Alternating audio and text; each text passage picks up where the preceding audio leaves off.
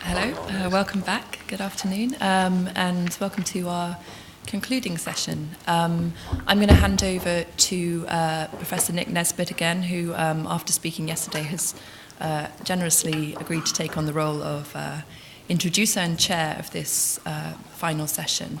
On the programme, we're down to finish at 5, but I think if everyone else is comfortable, we could go on till past, so that after we've had a session of questions that are more specifically about this concluding panel, we have some time to perhaps ask questions of speakers that spoke this morning or yesterday, and generally bring the 2 days' events into some form of provisional conclusion. I'm going to hand over now to Nick. Thank you very much.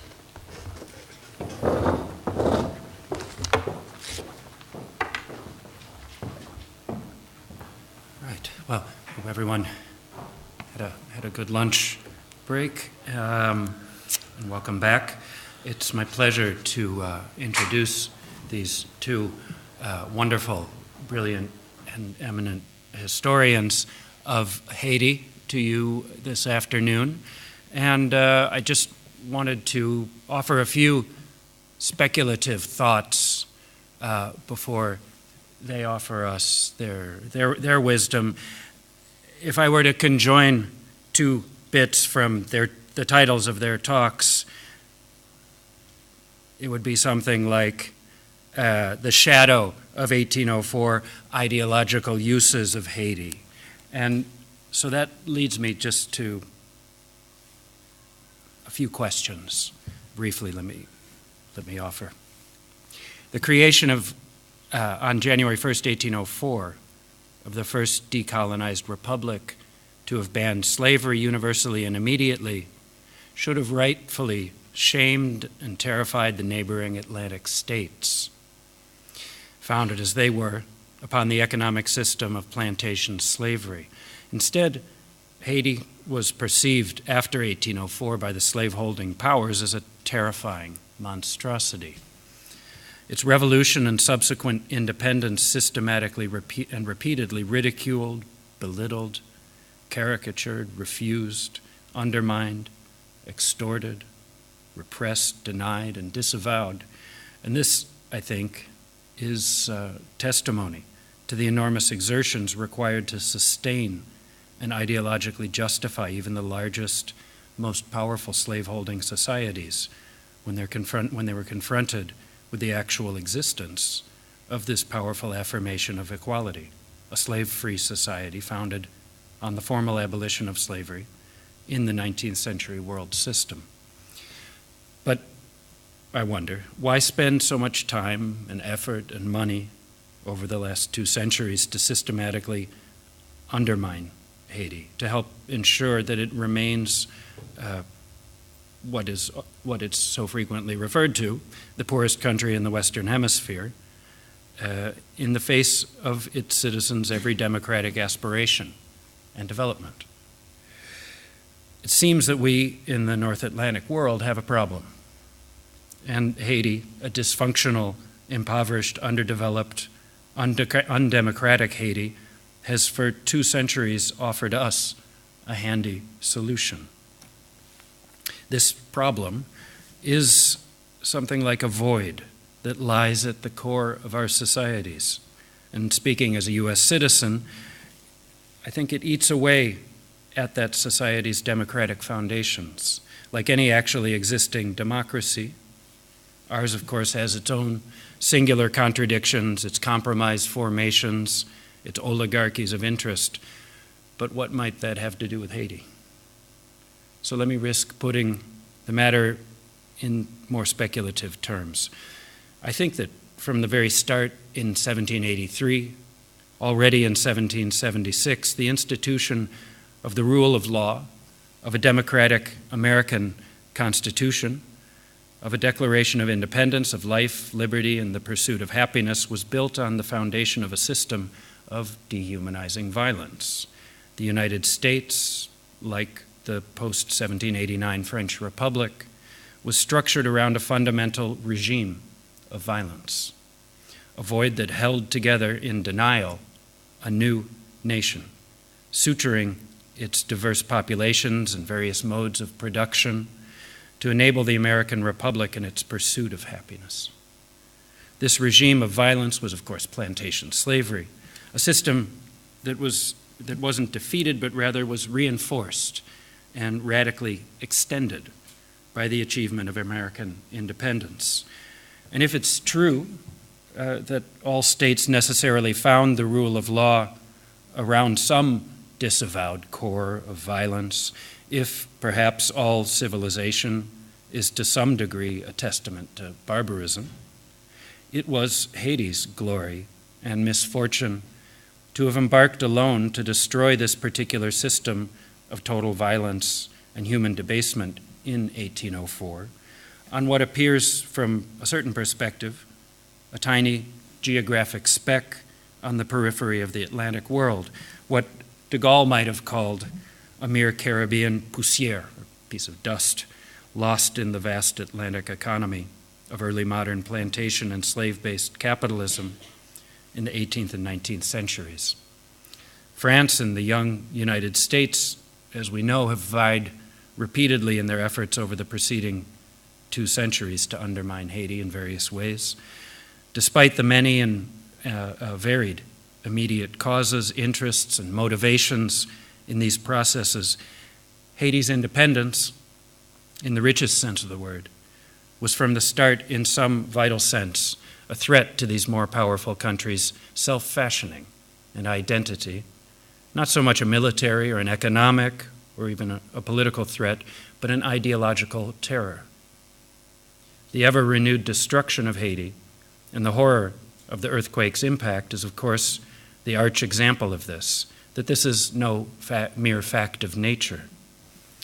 Haiti has long constituted a poussière of terrifying antimatter at the core of the slaveholding Atlantic world system.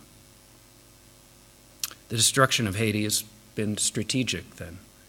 The trauma of Haiti is a North American trauma, projected through various operations from the ideological to the economic and military onto the poorest country in the Western Hemisphere.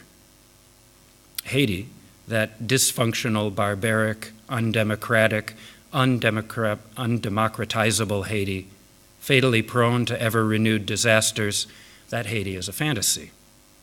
It remains and returns endlessly, however, because this site has the misfortune of constituting an essential fantasy for Haiti's big other.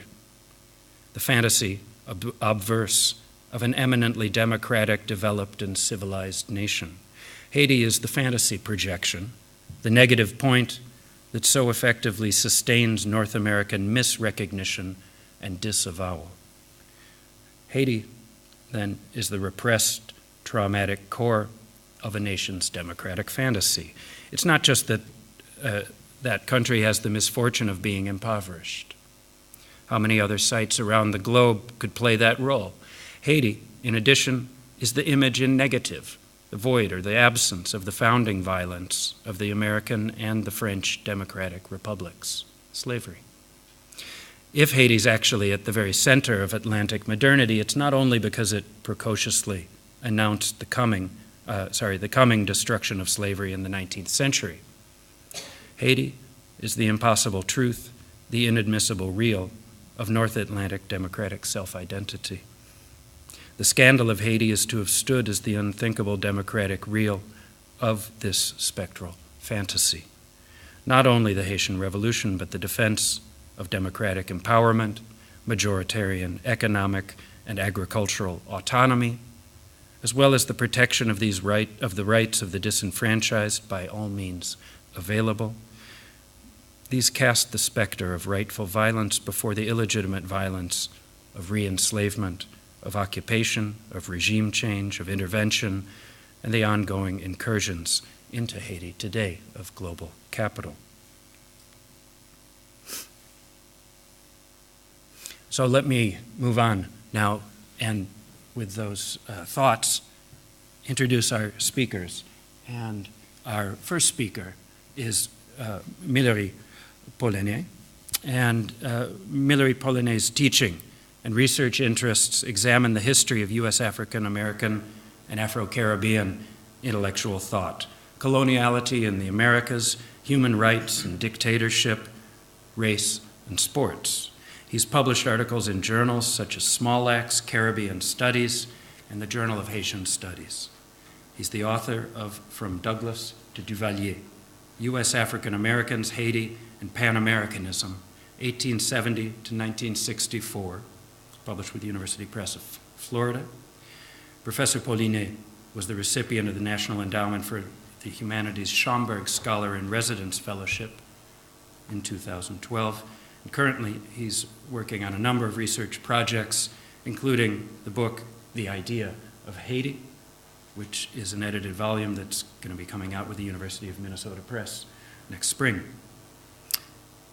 And in Douglas de Duvalier, Paulinet analyzes the interactions between Haitians and African Americans, arguing that these exchanges have, quote, been central to the spirit of the Pan-American movement because of their long history of transnational engagements, unquote.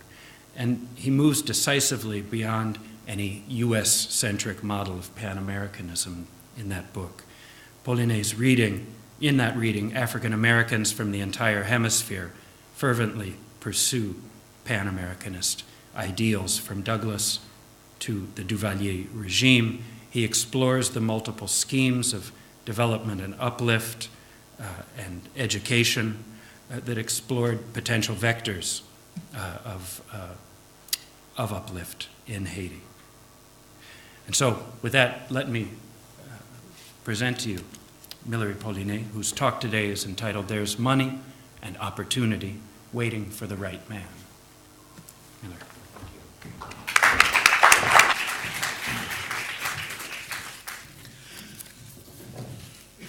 Merci en pile to Nottingham Contemporary Museum, to Isabel, to Emma for inviting me. I really, really appreciate it. I'm very happy to be here with all of you.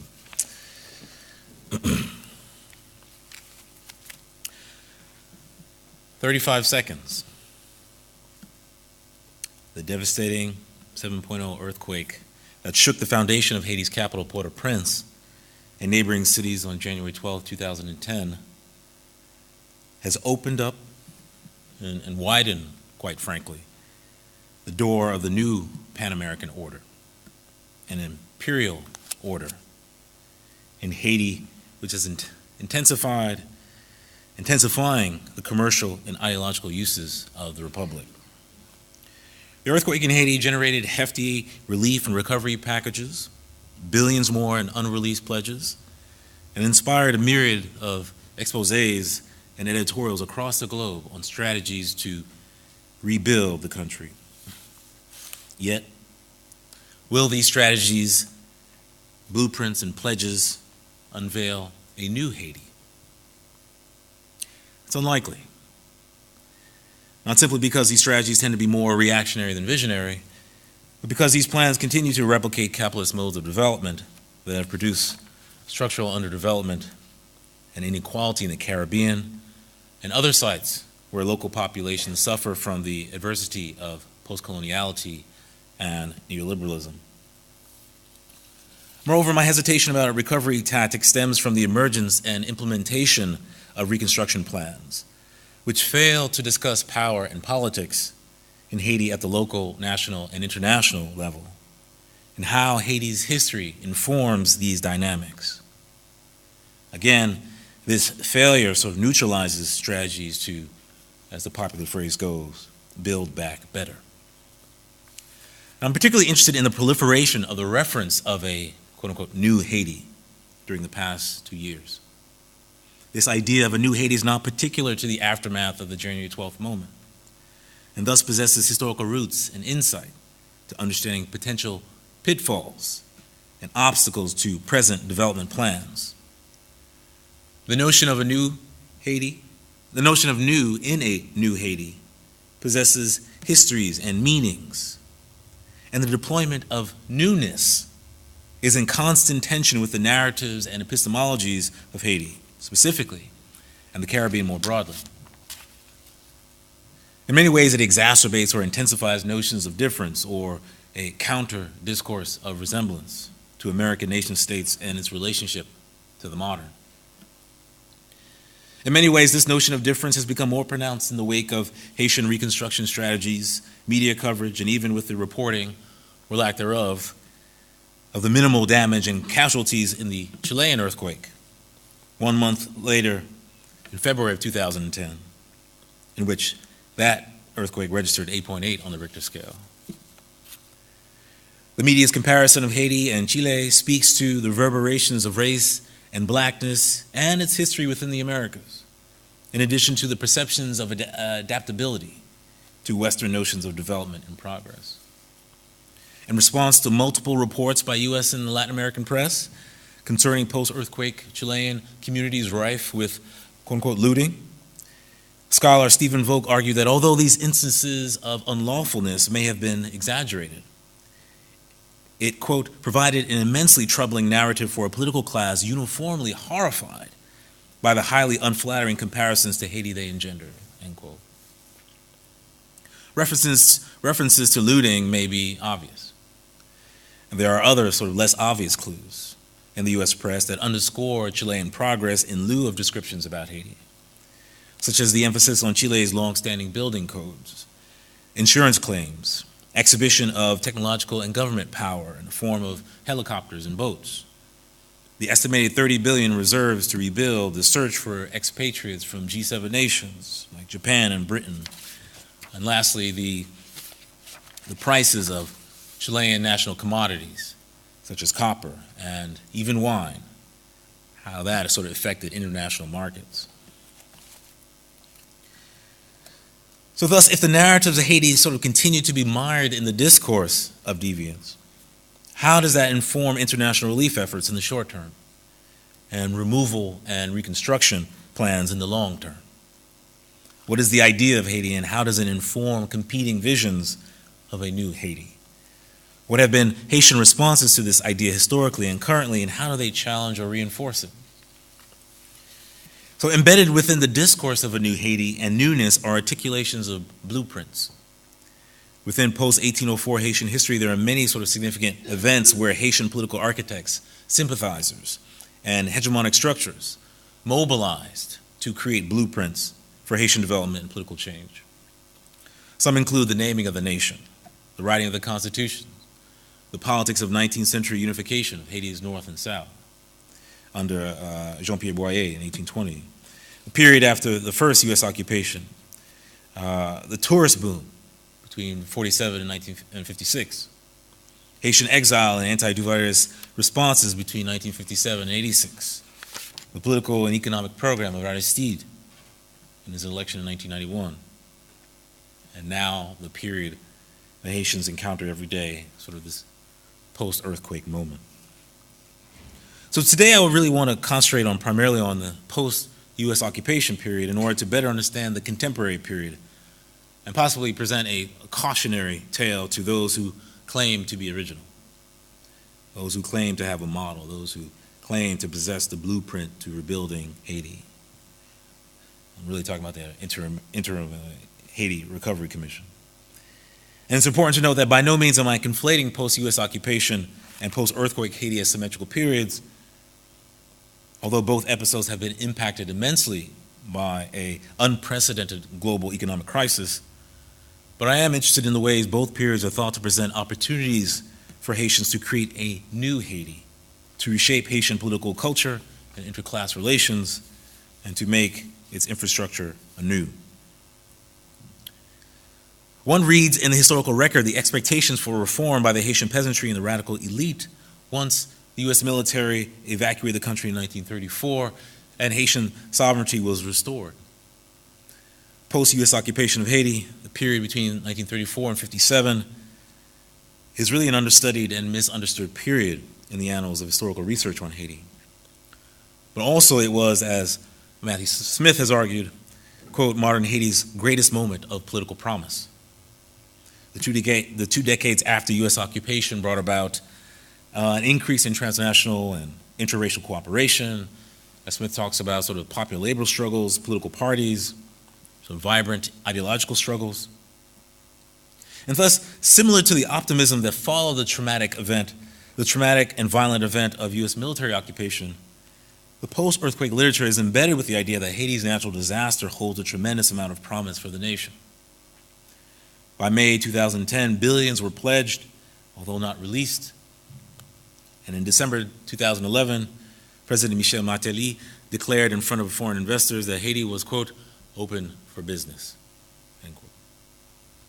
The politics of newness manifested itself in primarily a north-south flow in aid workers, capital, and technical knowledge.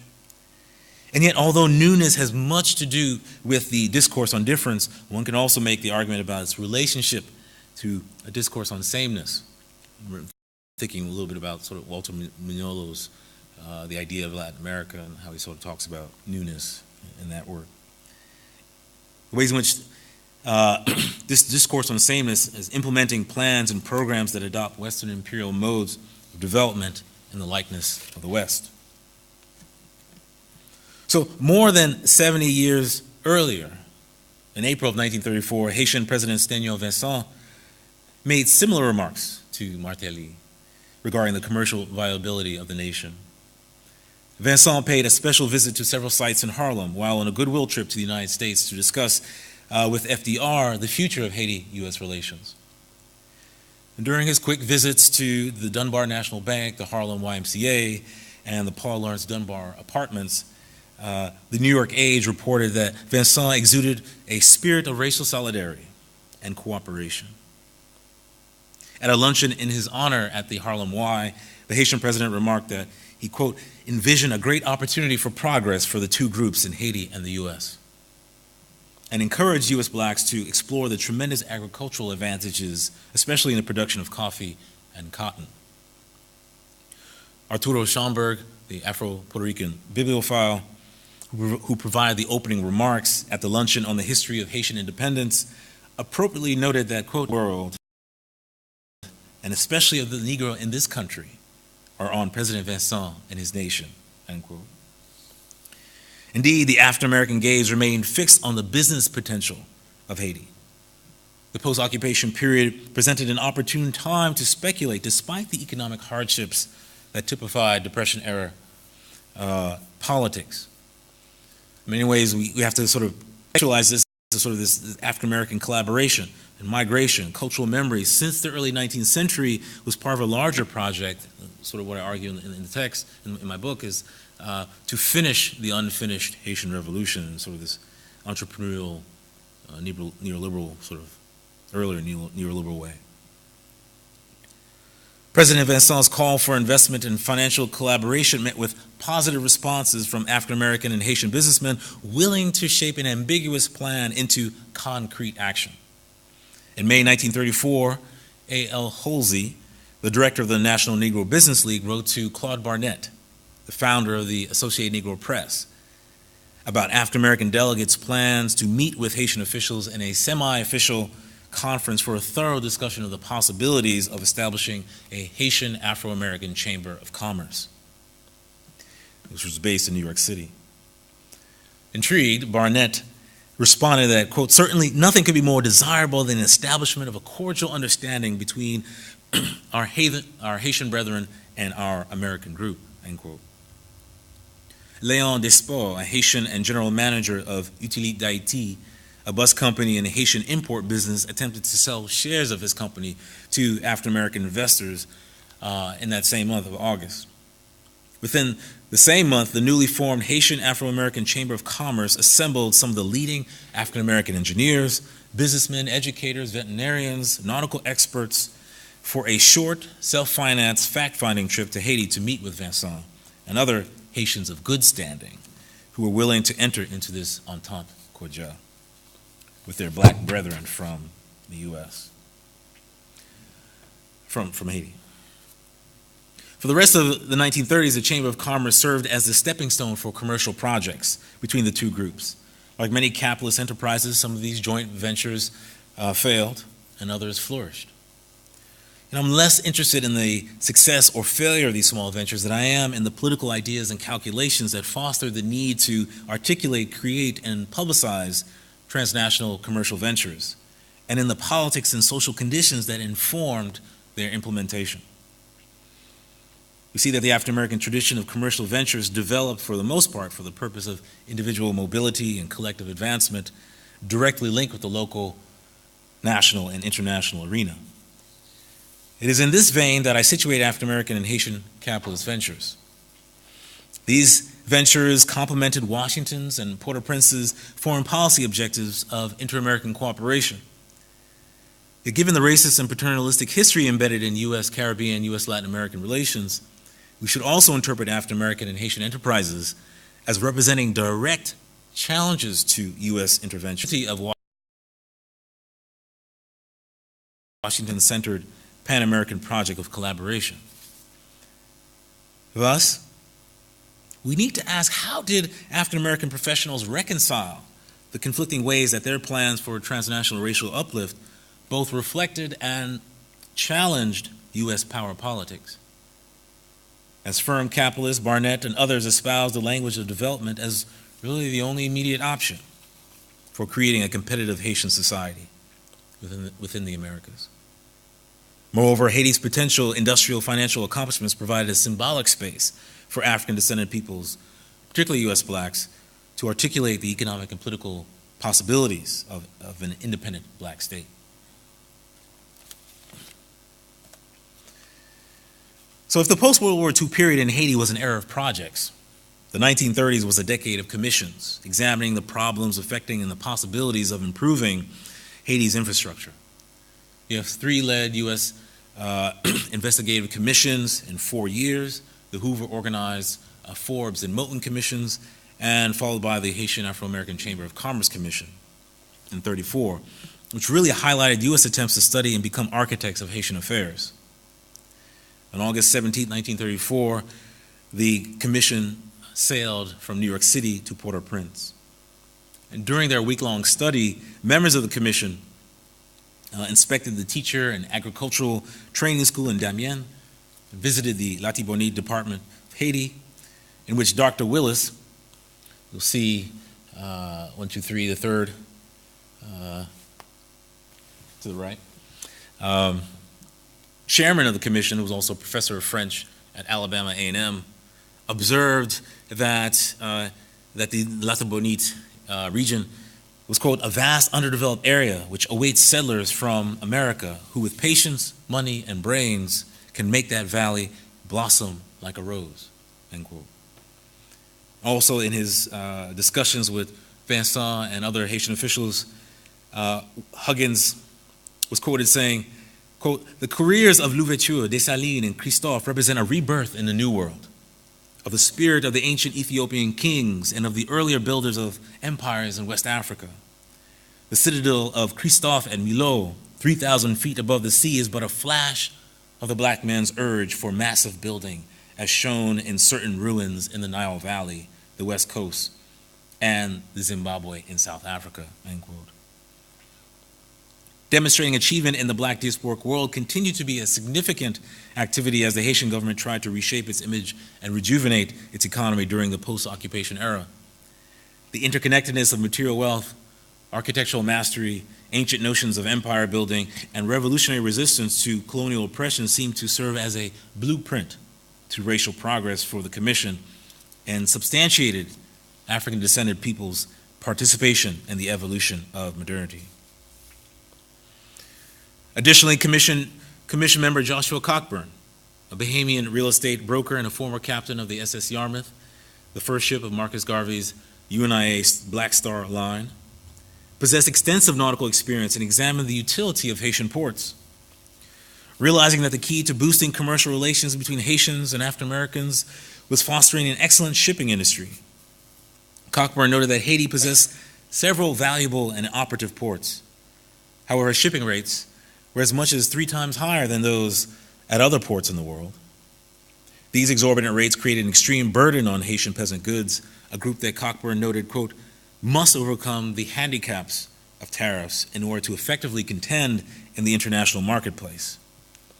A Haitian farmer from Port-de-Paix articulated the planters' needs for a reliable shipping line, stating that growers had lost considerably, quote, had lost considerably on account of this main factor of transportation. As soon as the people will know that they can depend on a regular line, all the Republic will be planting bananas regardless of the island's fitness, end quote. So you really have four principal investigators on the commission that offered poignant educational, commercial, and scientific advice regarding Haiti's dilemma of development. However, for the most part, the ideas presented in the commission's official report lack the specificity and detailed problem-solving strategies needed to create meaningful action at the next level of this transnational program of racial uplift. Noticeably absent from the Commission's official report issued nearly 1 year after the group's visit were concrete plans for fundraising, repaying of debt, obtaining licenses, finding potential distributors, and deciding on strategies to settle potential grievances. Moreover, the official report featured few Haitian voices like that of the Haitian planter in Port-de-Paix that could adequately inform and guide the strategic planning of this business relationship. Therefore, although Haitian officials articulated their initial excitement and support for African American economic ventures, the Commission's final report really expressed a particular African American sort of non-representative perspective on development, on Haitian development. So when the members returned to New York City in September 1934, they were greeted with a monster reception by persons interested in their findings. These black capitalists were clearly optimistic about the possibilities of building a successful transnational network of elite enterprises that would lead to industrial development in Haiti and also black urban areas in the U.S.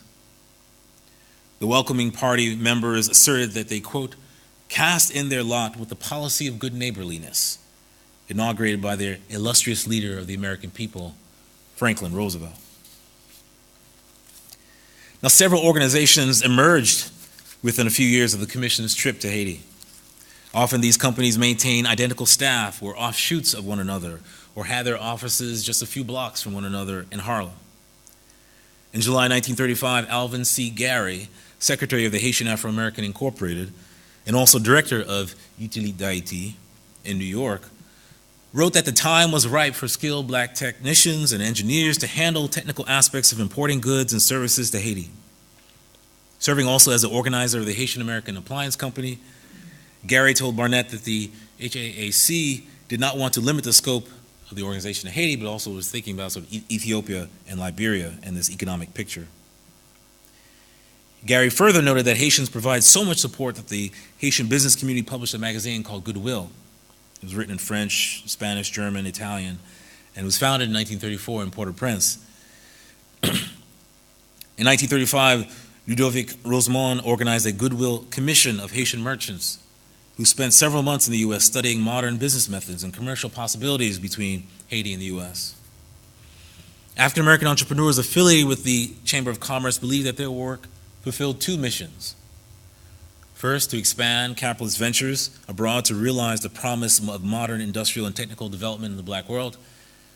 And two, to demonstrate that they were active supporters of and participants of a U.S. foreign policy. Yet to fulfill the promise of Haitian modernization, U.S. black entrepreneurs first had to comply with their contracts with Haitian business owners in Port-au-Prince. In October 1935, Untitled Chapter general manager in Haiti, Léon Despaux, sought arbitration from the Chamber of Commerce on a dispute involving Charles Govan. He was one of the five sort of principal investigators in the commission. Govan was contracted to operate 6 of these omnibuses in Port-au-Prince, but only 3 were in service as of June of 1935. In addition, Govan had failed to deliver the necessary financial reports of the business to Port-au-Prince branch every 3 months as previously agreed. And it's unclear if there was any willful, malicious intent by Govan's part to dishonor the contract made with Untitled Chapter, or if he did so because his funds had quickly dried up. Nevertheless, written just 1 year after the Commission's return from Haiti, Despaux's letter to the Chamber highlighted sort of patterns of mismanagement, a lack of communication, and revealed that joint African-American Haitian relations ventured on unstable ground. Early on, it seemed that the Chamber of Commerce possessed no major influence outside of Harlem and Haiti, the sort of 2 key centers of the Black Atlantic. However, there were reports as far as California of business collaborations.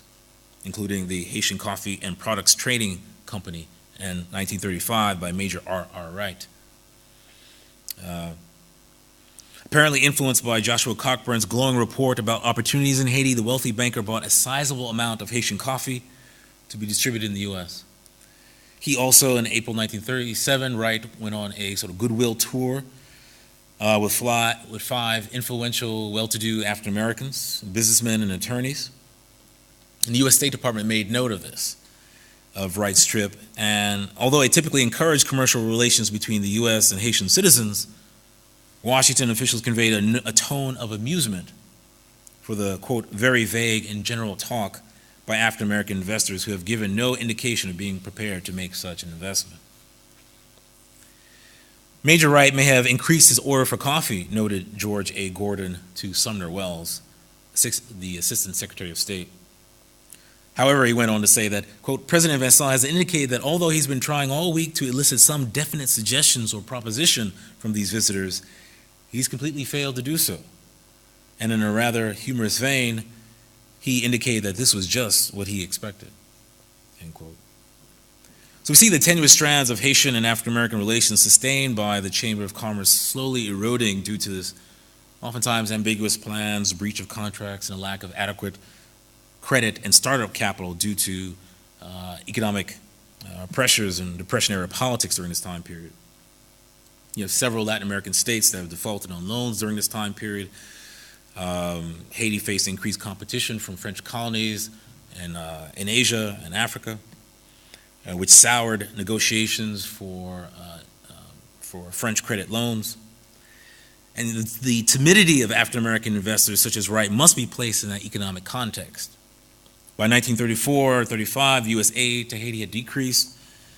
And furthermore, the depreciation of Haitian currency and the fact that many nations refused to issue loans to Haiti if the U.S. government did not express direct interest demonstrated a severe risk to any potential investor.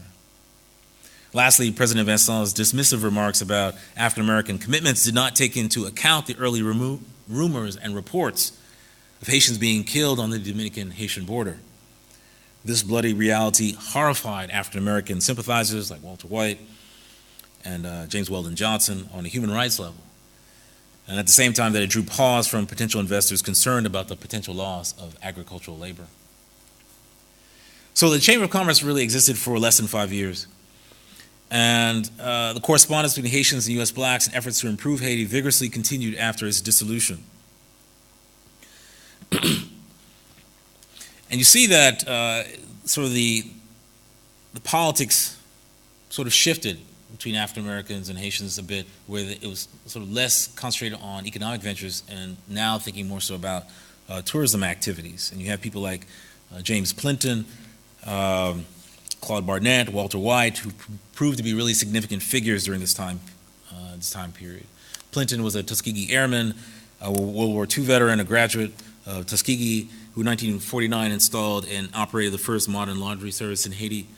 He had owned 5 branches and employed over 50 Haitian citizens and often piloted his plane to various coasts in order to handle the laundry coming from incoming ships, cruise ships. And during a radio interview with Etta Moten Barnett, Claude's wife, Clinton expressed to the largely U.S. black audience that they, quote, don't just want to be another citizen in Haiti. If African Americans feel the areas of development, they are quite wrong. There are areas that need aid with finance as a secondary effort, but making a social contribution was the most important. Clinton encouraged African American investment in Haiti, but according to him, they needed to understand the centrality of racial solidarity and its social value. You know, you have people like Claude Barnett, who finished his Founders Day speech to the Tuskegee community. Barnett explained, there is money, if that is important. There is opportunity to demonstrate racial right man in every trade. As Dr. Washington, talking about Booker T. Washington, and Dr. Moten used to tell us, and as Dr. Patterson insists today, these are all presidents of Tuskegee, opportunity is everywhere if you just prepare for it, plan for it, and lift your horizons. What you see here also is sort of common action amongst many African Americans who travel to Haiti. Oftentimes would be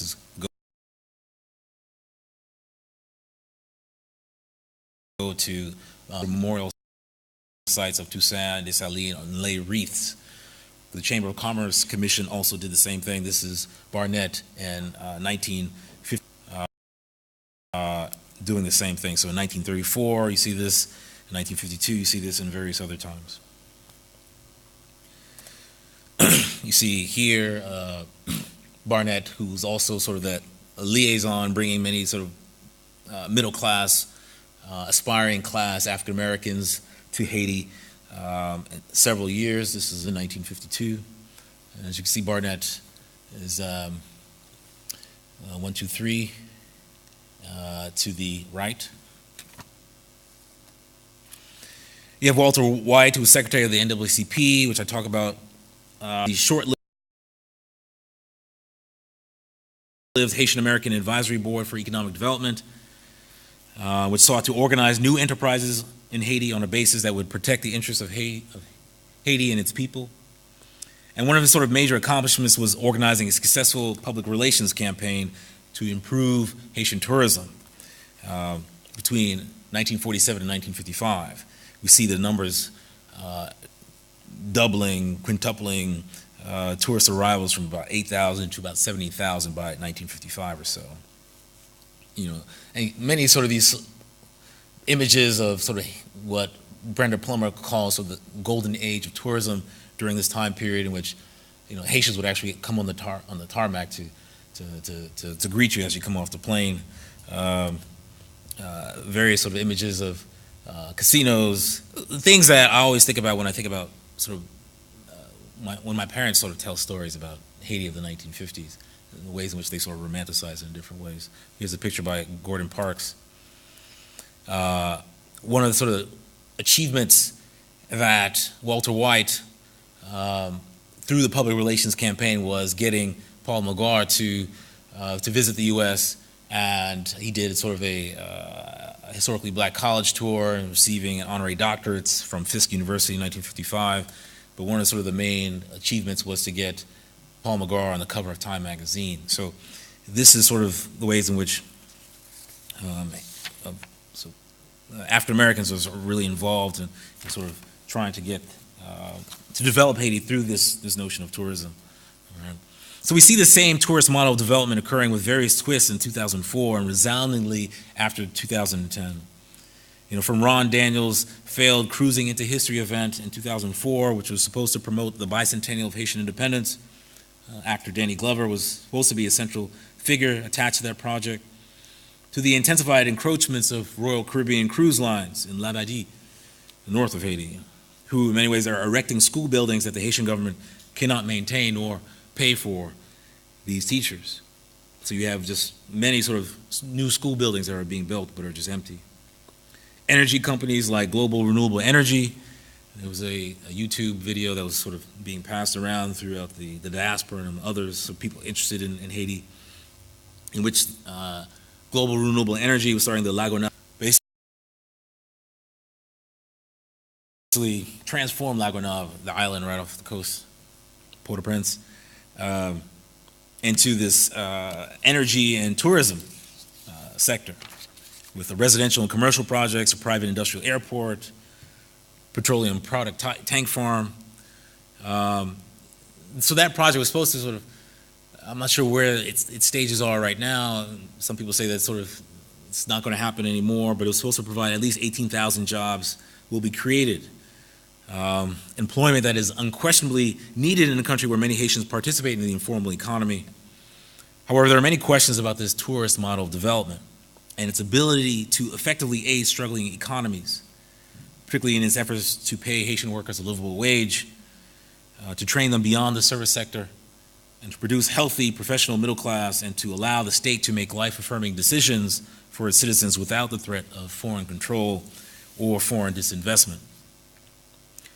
Undoubtedly, there's some valuable ideas to rebuilding Haiti, but how do these projects shift or decentralize power, economic power, political power, and socio-cultural power out of Port-au-Prince so that it can arrest the mass urban migration to the capital. And perhaps, the Lagunov project or Royal Caribbean's investment out of the capital and other ventures by influential corporations are an important piece of that dependency puzzle. Perhaps they are not. Some of you may have also heard about the South Korean industrial park that has opened up in the northeast in Caracol, a region that was unaffected by the earthquake, but as they built this industrial park, largely sort of organized and spearheaded by the Clintons, Hillary and Bill Clinton, this Korean industrial park had displaced hundreds of Haitian farmers in Caracol who were using this oftentimes very rare arable land. And the company, SEA, also has a very sort of checkered history of labor relations in Guatemala. So we're sort of hearing sort of the same stories over and over again in ways in which there's only sort of one sort of particular vision, and also in which many of these companies still are getting sort of the same perks, right? Tax exemptions, duty-free ports, cheap labor, what have you. And also the ideas and the explorations of companies such as Eurasian Minerals and the sort of suspected estimated 20 billion in gold and silver deposits in Haiti. We have to start asking these questions about the issue of how much of a percentage will the Haitian government receive, how will it be managed, and will the company seriously sort of invest in training Haitian workers?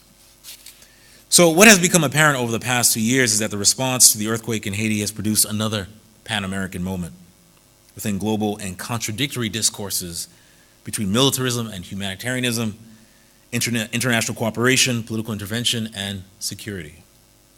In spite of a history of direct challenges to U.S.-style Pan-Americanism by Caribbean and Latin American peoples, U.S.-based aid and credit organizations and programs that are ideologically rooted in U.S. Pan-American policies and programs such as FDR's Good Neighbor Policy, Truman's Point 4 program, NAFTA, the Inter-American Development Bank, the Organization of American States, USAID, continue to have a profound influence on the region.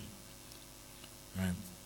U.S. Pan-Americanism endorsed the logic of capital and was the language of technical, industrial, and cultural modernization that many power-wielding Haitians and U.S. state officials and the African-American elite employed in order to promote a new Haiti and development in the Caribbean and Latin America. As with the case of Walter White, African-American intellectuals, entrepreneurs, journalists have also historically been invested in this relationship of inter-American cooperation because the Americas included millions of African descendants from Brazil, Cuba, Dominican Republic, and other Latin American countries with significant black populations. Furthermore, key U.S. black figures employ Pan-Americanism because of the historic significance of Haiti as a site of radical abolitionism, black potentiality of self-government, and how Pan-Americanism promoted transnational cooperative initiatives within prevailing forms of power and knowledge that could potentially improve the material conditions of both groups. So these various uses and understandings and representations of Pan-Americanism and of Haiti, particularly during the post-U.S. occupation and through the Cold War, proved relevant because this modernizing ideology advanced the language of modernity, salvation, progress, and capitalist development in the Americas. So as I stated before, if there's any possibility of getting it right this time, borrowing the title of Chomsky and Goodman and Paul Farmer's 2004 book, we must watch carefully over the next decade or so as everyone from NGOs to speculators, from politicians to dubious manufacturing conglomerates will seek to establish a new financial bond with the Black Republic, but will seemingly lack any historical depth or seek ways to empower Haitians in the long term, goals that U.S. blacks attempted to do but weren't always successful.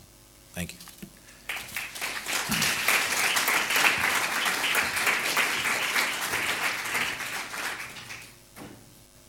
All right. Well, thank you, Millery. I'll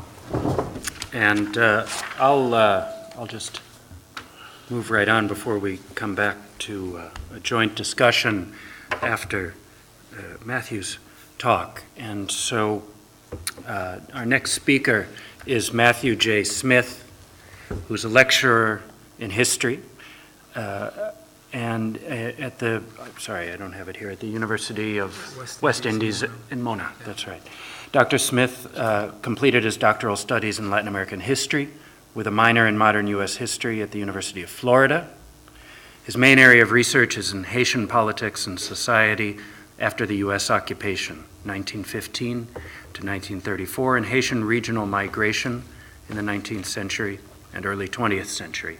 In 2009, he published Red and Black in Haiti, Radicalism, Conflict, and Political Change, 1934 to 1957. He's been the recipient of a Fulbright Scholarship for graduate studies at the University of Florida and a Mellon Visiting Professorship at the Center for Latin American and Caribbean Studies at Duke University, as well as a Du Bois Mandela Rodney Postdoctoral Fellowship at the Center for Afro-American and African Studies at the University of Michigan, Ann Arbor. He's also, you wanted me to be sure to underline, the former president of the HSA, and we want to make a plug here for the Haitian Studies Association and make sure that everyone here is aware of the good things that that organization is doing, primarily in North America, but not only. Let me just say, in introducing Matthew, I couldn't quote from anyone better than Michael Dash's review of Red and Black in Haiti. And he compares that book in his review with David Nichols' Pathbreaking from Dessalines to Duvalier that was published back in 1979, and which many of us know well, and wherein Nichols set out to show that Haiti was not an anomaly in the Caribbean region and that color divisions in the society were the major cause of Haiti's political failures. And so in his book, Matthew Smith recognizes, in fact, that Nichols' treatment of the pre-Duvalier period tended to overemphasize this racial ideology to the detriment of political nuance, and I think that's among the primary interventions that that book makes. Dash continues, Smith, writing in the 21st century, is particularly sensitive to the tensions between left and right, the red and the black, in the contemporary Caribbean. In the same way, he writes, Dash, that C.L.R. James in The Black Jacobins turned the example of the Haitian Revolution as a way of understanding the decolonization movements that had begun to sweep the colonized world, Smith sees post-occupation Haiti, where, quote, radicals with contrasting views of black power, radical nationalism, and Marxism fought for political space, unquote, as a preview of post-colonial struggles everywhere. It was high praise indeed. And the central thesis of this book, Red and Black in Haiti, is not simply a gratuitous rehabilitation of the Haitian left. Smith makes the case that leftist movements have had an impact on the post-Duvalier present, in that grassroots organizations and the fight for true equality in today's Haiti owe much to the leftist legacy of the post-occupation years. And Smith concludes, quote, perhaps the greatest testimony of the impact of post-occupation radicalism is its influence on the post-Duvalier years. And so Matthew's presentation to us is entitled Haitian Revolutions, Politics, Conflicts, and the Shadow of 1804. Matthew Smith.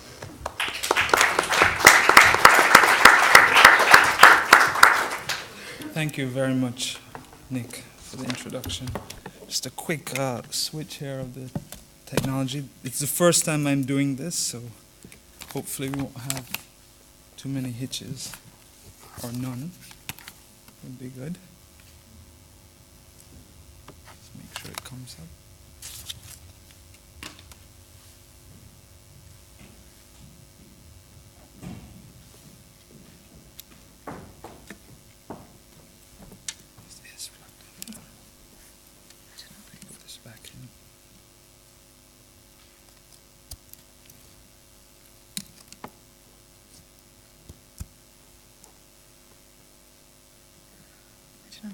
There we go.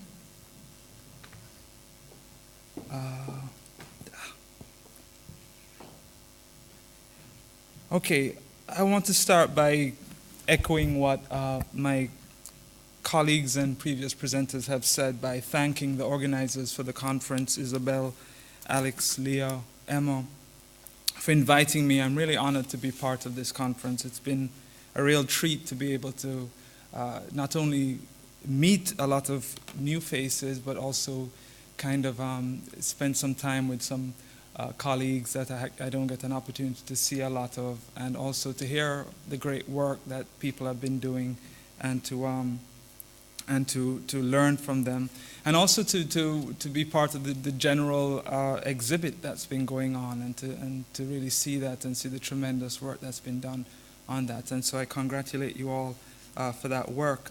I also have to say, too, that I should compliment the organizers for what I think is a fantastic title for this conference, 1804 and Its Afterlives. And when I was first contacted and invited to participate, and I saw the title, I said, this is definitely something I'd like to be part of. And the title was something that I stayed with for a while as I reflected on what I would actually say at the conference, and that kept coming back to mind, the whole idea of what 1804 represents in Haitian history, which many of us have been grappling with and talking about, but also through my own work, how I've kind of dealt with 1804, and how many of the people I've studied and followed, how they have grappled with 1804 and its legacies and its myths. And earlier today, Martin was talking about the repetition of that myth and explosion of that myth in Haitian literature. And we see it as well in the art and so forth.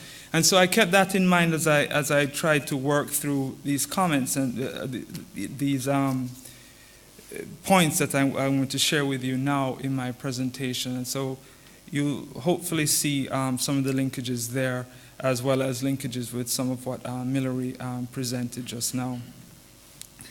In January 1954, a century and a half after Haitian independence, President Paul Magloire commemorated that unparalleled triumph in a speech delivered at a ceremony in Gonaïves. And this is what he said, quote, "It is today 150 years here at Gonaïves that our ancestors wrote an epic page in the history of humanity," end quote. Haiti was, according to President Magloire, the aspiration of all the oppressed who for centuries had revolted in vain. So you see here that celebration of 1804 very present in Magloire's speech, which had also become something that presidents before Magloire had echoed.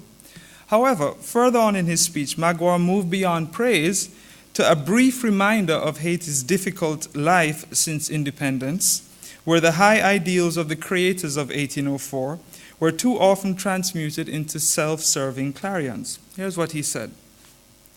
"We came penitently here to Gonaïves to implore their pardon for all those who in the course of the last 150 years have forgotten their examples," that is, the examples of Haiti's founders, "their counsels, their recommendations, and have attempted to break down the sacred patrimony," end quote.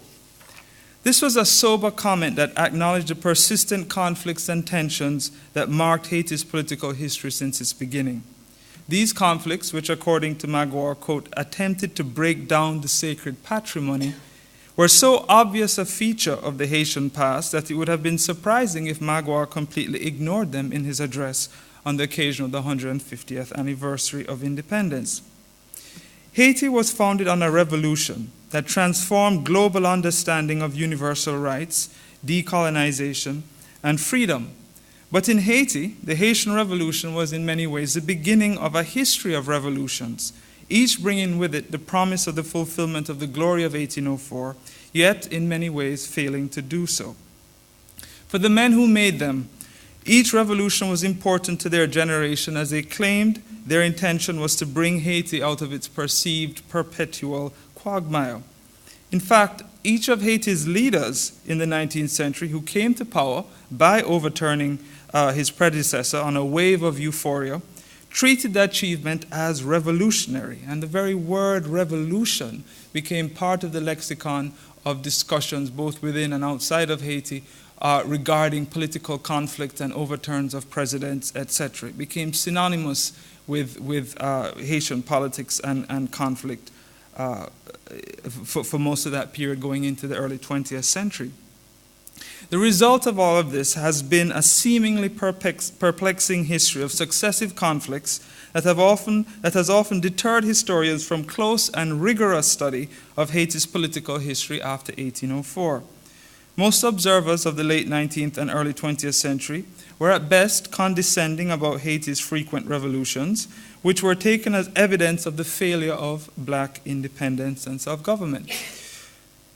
But what place does this longer history of revolutionary struggle have in our understanding of Haiti in the 21st century, especially after the crises of 2004 and in the aftermath of the 2010 earthquake? I would like to suggest that the study of Haitian history needs to consider more closely the revolutionary history that has followed 1804. This history, as President Magua's 1904 comments indicate, was bitter, inglorious, and oftentimes destructive. It had several causes, external as well as internal, and in many ways it marked a stain on much of Haiti's political development through the 19th century into the 20th. But the revolutions that came after 1804 set out to transform Haiti, that idea that Millery mentioned a while ago about new, and the repetition of this idea of newness at each moment of transformation and challenge in Haiti, and drew on 1804 and the leaders of the Haitian Revolution for inspiration and legitimacy. So one way we can evaluate the impact and relevance of 1804 to Haitian politics since the 19th century is to consider how 1804 was referenced by Haiti's leading political actors at moments of revolution, political conflict, and struggle.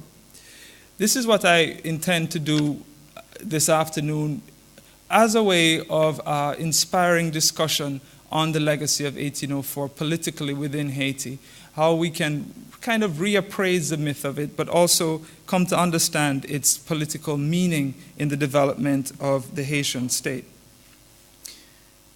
I will do that by looking very closely at three main periods in Haitian history of revolutionary struggle that were in some ways turning points. The 1840s, the period between 1843 to 1847, with the liberal revolution then. I'll spend a little time also looking at the early 20th century in the period just before the US occupation. And finally, more extended comments on the 1946 revolution after the US occupation. Now, Haiti's great political watershed after 1804 arguably arrived in the early 1840s. In many ways, the events of the early 40s laid a pattern that would influence the direction of Haiti and Haitian politics for the rest of the 19th century. In 1843, on the eve of the 40th anniversary of Haitian independence, President Jean-Pierre Boyer, the last veteran of the Revolutionary War to rule Haiti, was overthrown in the very first coup d'etat in Haitian history. The revolution had several precipitants. The most central of them, however, was a disenchantment with Boyer's authoritarian policies. And authoritarianism had been one of the consequences of the Haitian Revolution and was in part a result of a paranoia, something we discussed yesterday during some of the sessions, on the part of the Haitian state during the fragile early years of state consolidation. Boyer's long years in power could be attributed to the effectiveness of his application of this type of strong rule, the Code Rural, his policing policies, the issuing of passports to move in between different departments in Haiti, etc. There's much evidence for this in the history, but it is important to note that he reduced the space for any liberal reforms to his domestic and indeed his foreign policy.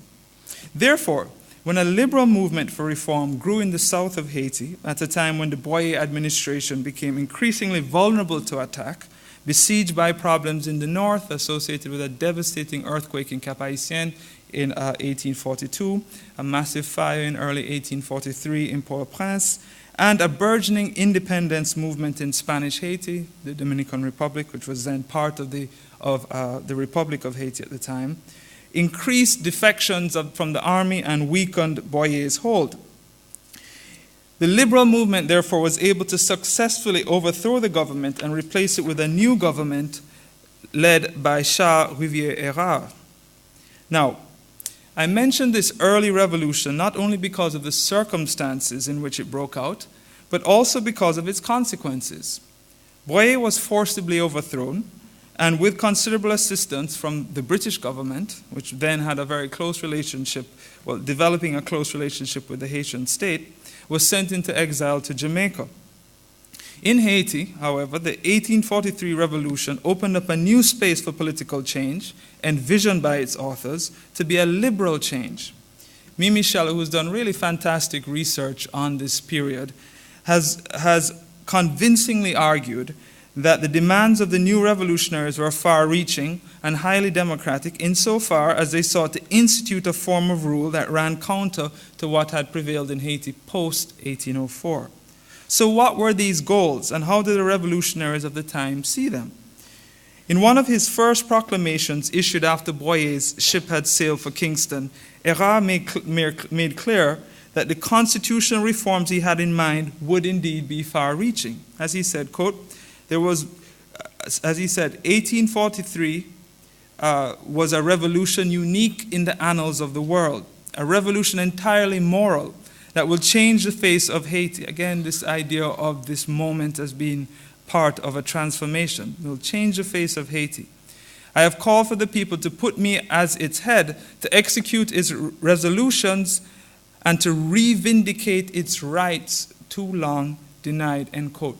The idea also implicit in this, and very clearly stated, is that rights for the Haitian people had been denied in the constitutions that followed 1804. It's also interesting to note, too, the insistence in this early proclamation of the revolution being peaceful, in a way to sort of dissociate itself from this hovering legacy that was in many ways reminded constantly or recalled constantly by foreigners that the Haitian Revolution was violent. And what Erard is trying to do here is to say that his revolution is actually a peaceful one and will in fact transform Haiti. Now, he had very clear goals in mind, which, as Mimi Sheller has argued, were very liberal in their outlook initially. The abolition of the president for life, the regeneration of Haiti, a very common term used during the 1840s, and that would be repeated later in the 19th century, and the creation of a liberal constitution, a constitution that went against the authoritarian structures that had been instituted from the very beginning in many of the early constitutions of Haiti and reinforced by Boyer and some of his predecessors.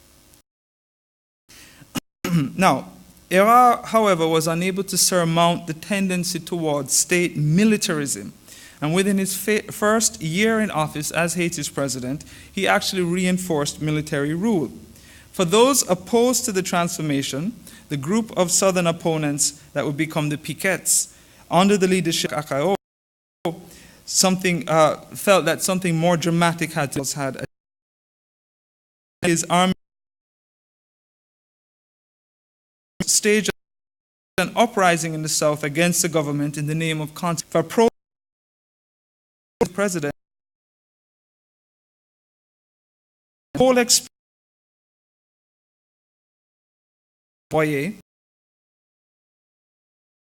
oppression of the Piquet rebellion cast a pattern in Haitian politics that through their impact, and quite often they would also be misinterpreted. These included bitter divisions along color lines, regional conflicts, overthrows, and most important of all, the reassertion of militarization. It is this last point that, according to Mimi Sheller, accounted for the failure of the democratic revolution of the 1840s. To quote Sheller, the rebellion's failure to achieve a democratic outcome goes back to the militarization of the Haitian state and the continual suppression of public means of communication and contention. The bitter paradox of Haitian history is that its successful revolutionary struggle to overcome slavery left the new republic with all the tools for democracy but one, and that the most fundamental, subordination of the military to civilian control, end quote. Militarization, and with it dictatorship, have become the hallmarks of Haitian rule for the rest of Haiti's long 19th century, which arguably extended to 1915 with the beginning of the US occupation. Attempts to rid the country of lifelong presidencies or the creation of a reorganized and subordinated army were fewer and fewer, though there was a loud call for change at various moments. But the most determinative issue was the consequence of all this: intensified political rivalries and conflicts, and with them the inevitable outbreak of revolutions. By the late 19th century, Haitian revolutions had become big business, had become routine in many ways, and as a result, a lot of people saw a reason to invest in them. Foreigners and locals combined had invested in the supply of arms and ammunition to rival groups in an attempt to circumvent protective Haitian laws and at the same time profit from Haiti's disorder. In the mid-1890s, President Florville Hippolyte blamed foreigners in Haiti for the country's problems, claiming in a speech that instead of investing in the country's welfare and developing its agriculture, particularly in the interior, they were busy financing revolutions and using them as opportunities to gain control over local enterprises in the port cities. Hippolyte was not far off the mark in his complaint, as Haitian politicians were quite susceptible to the promises of foreign powers. But there was another element of foreign interference taking place. The great powers, especially the United States, which by then had begun its imperial entry into the Caribbean, began to extend its reach across the Caribbean territories and had strong designs for Haiti. The attempt to gain control of Mole St. Nicolas in the early 1890s was one celebrated example of early U.S. attempts to control Haiti. By the early 20th century, especially after the outbreak of a particularly upsetting revolution in 1902 that resulted in the presidency of Noah Alexis, the issue of foreign interference accelerated. More and more Haitian politicians, both within the state as well as opponents to state actors and leaders, kept using this in their political rhetoric. And successive presidents would often be accused of being the person who's going to sell Haiti out to foreign powers. Alexis especially was quick to blame the outbreaks of disorder on foreigners who supported revolutionary movements in Haiti. On the eve of the 100-year anniversary of Haitian independence in 1904, supporters of the president, Noah Alexis, turned to the example of Dessalines and 1804 to issue a loud message to foreigners who they believed were interfering in the affairs of the Haitian state. A tract that was circulated in Port-au-Prince in December 1903 summed up this sentiment with, quote, "Death to whites, long live Dessalines, long live Noah." Now, it is important to note here that the threat in the tract was guided by the context of increasing foreign interference in Haiti that I just described.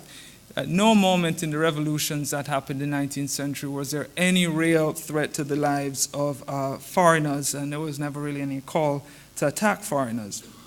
This is really kind of summing up this idea that the increasing presence of foreigners in various domains in Haiti, both within business and commercial enterprises, and especially in their involvement in revolutions at the time, was detrimental to Haitian sovereignty.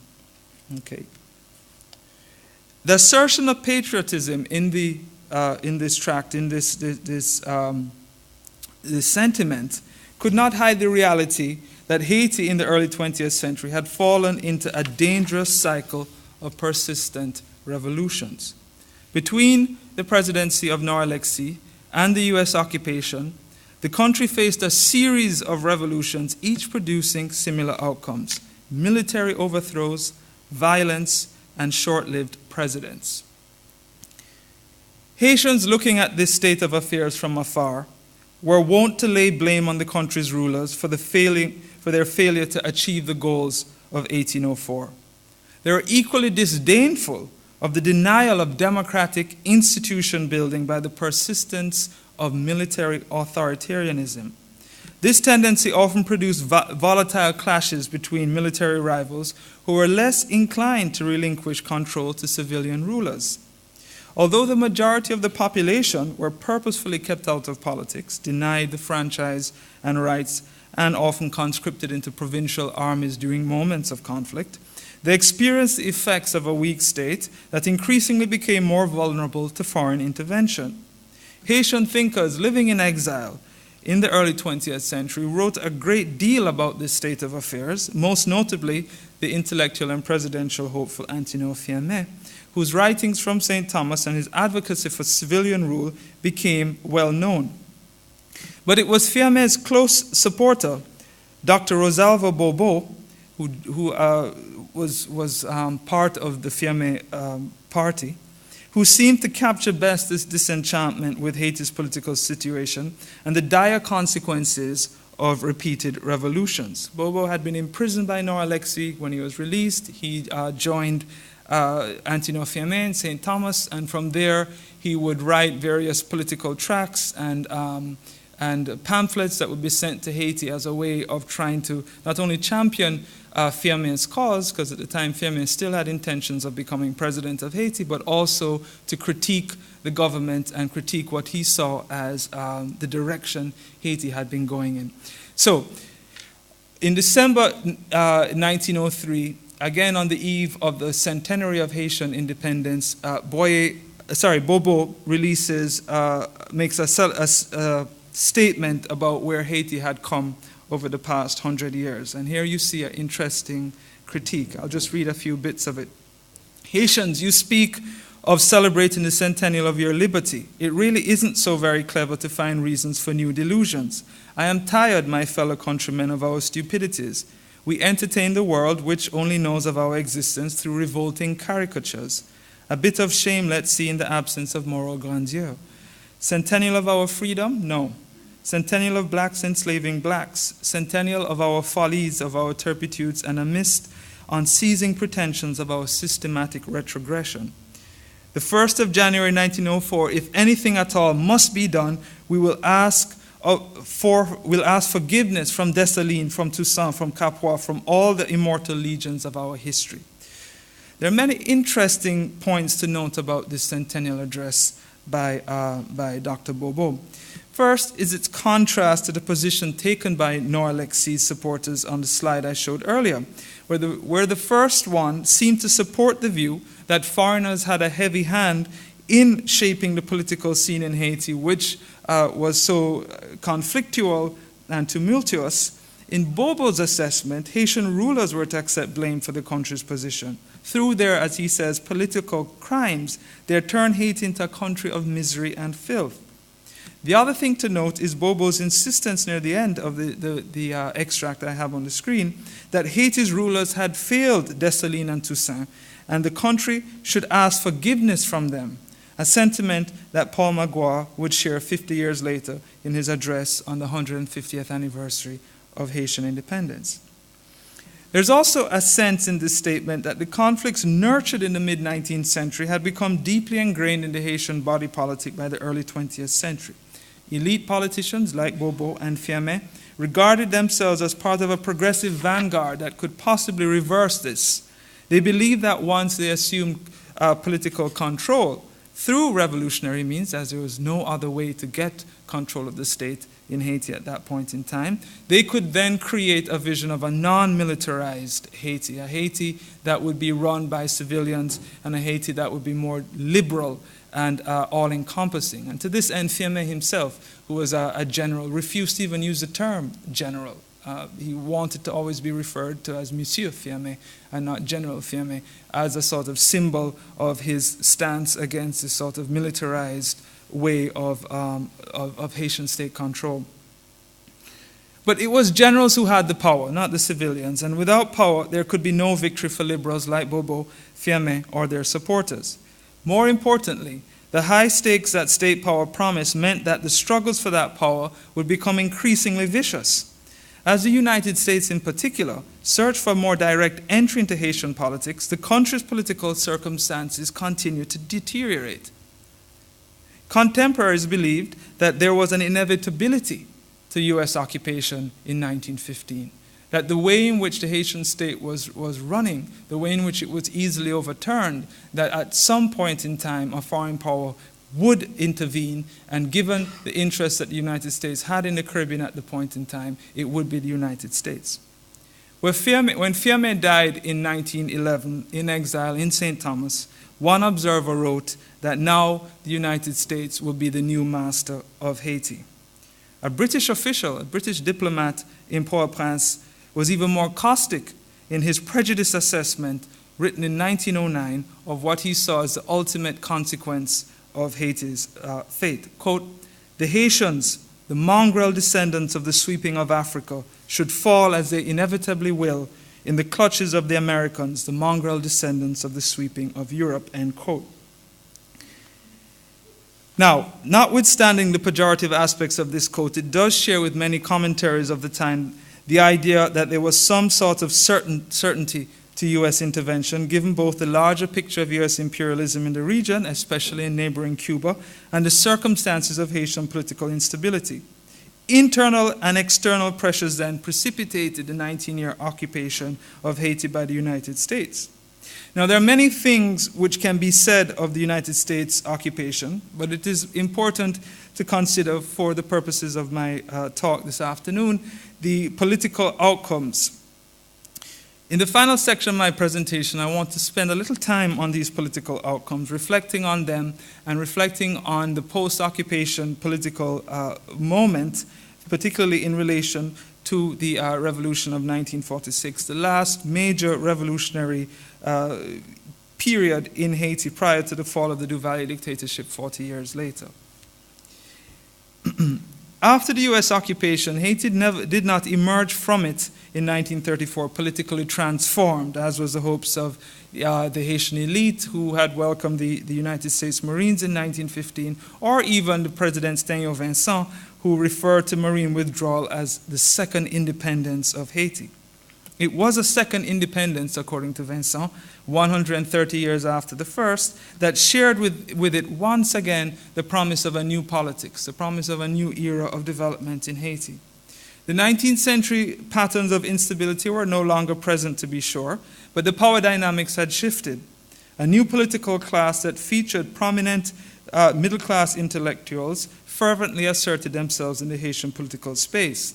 They had come of age during the new nationalism of the late occupation years, and by the 30s and early 40s, desired space in the Haitian political landscape and indeed desired political power. Yet their desires and wishes collided with the renewed control of a dominant elite that was supported by the United States before and after 1934. At the same time, the occupation reinvigorated the Haitian army, which became more professionalized and an important power broker in local politics after since the late 1930s. Color and class conflicts in the country deepened under the leadership of Élie Lescaut, Vincent's successor in 1941, who ruled with a firm hand and, like Vincent, relied heavily on the Garde d'Haïti, eventually the Haitian army, to retain his rule. Still, he was unable to contain the radical impulses unleashed by the victory of the Allied forces in 1945. Again, you see a situation here that you saw also in the 19th century, where global circumstances are impacting on local politics as well as a source of inspiration in Haiti and in the direction that Haitian oppositionists take during that period. Earlier when I spoke about 1843, and I gave you the quote by Charles Erard, the idea of identifying what he was doing as moral and as peaceful had a lot to do with how he was reading international politics at the time, when there was this push by this country, Great Britain, to support this idea of emancipation as a moral and just direction, and the equation of what he was doing as part of a general idea of liberation in some respects. But coming back to the 1940s, young Marxists in Haiti drew much inspiration from the Russian Revolution, the Spanish Civil War, French Marxists, and the previous generation of Haitian communists, particularly men like Jacques Roumet, whose renown and legend grew after the mid-1940s. Defiantly revolutionary in their outlook, these Marxist students, which included the gifted writers Jacques-Stéphane Alexis, René Depeste, and Gérald Blancourt, were not only agitated by elite abuses of political power, but also the interference of the United States in Haitian politics and economy during World War II. In the 1946 New Year's edition of the student newspaper La Ruche, they called for a democratic reorientation of Haitian politics and an end to dictatorship in Haiti. Lescaut's forced closure of the press, of the student press for La Ruche, prompted a mass protest led by members of the La Ruche collective, which eventually engulfed more students and then eventually widened and engulfed workers and more people in Haiti. Within days, the protest became a countrywide strike and also led to the precipitation of, it also precipitated the overthrow of the president. In the aftermath of the 1946 revolution, Haiti experienced a period of intense radical activity. For the first time in the country's history, there was a flurry of radical newspapers that burst out on the scene, and dozens of political parties formed, including several prominent left-wing parties. Among them was a revived communist early in the 1930s, and a socialist party, the Parti Socialiste Populaire, but it was the Noiriste groups, the groups that supported ideas of black power, black nationalism, that held the greatest influence in Haiti in 1946. Noiriste radicalism owed a great deal to the expansion of black consciousness in the 40s and the late development of a labor movement in 1946. So, 1946, like the Liberal Revolution and the Piquet Rebellion a century before, represented another turning point for Haitian politics. The political leaders of the time looked toward their revolutionary past. And interestingly, before we saw Charles Erard and some of the leaders of that movement trying to identify and distinguish what they were doing as different from 1804, you see an association here a century later with what happened in 1804. It is in this moment that we find the achievements of 1804 by the radicals of the period really rising to a new level. The stick of dynamite that had set the revolution aflame was a protest printed in the New Year's edition of La Ruche, which in fact referenced 1804. Here's what it said. Down with all the Francos, again the reference to the wider context internationally. Long live democracy in action, long live the youth, long live social justice, long live the world proletariat, long live 1804. 1804 was featured in much of the literature that came out during 1946. La Ruche offered quotes by Dessalines on its front cover, and other papers ran stories of the 1946 revolution that used the language of rights, freedom, democracy, and pitted the struggle as one between the idea of freedom, liberation, as it was interpreted within that context, but drawing on the same sentiments of liberation in the 19th century against an idea of slavery. In fact, Duvalier himself had made a claim earlier that 1804 was part of an evolution in Haitian politics and not a revolution.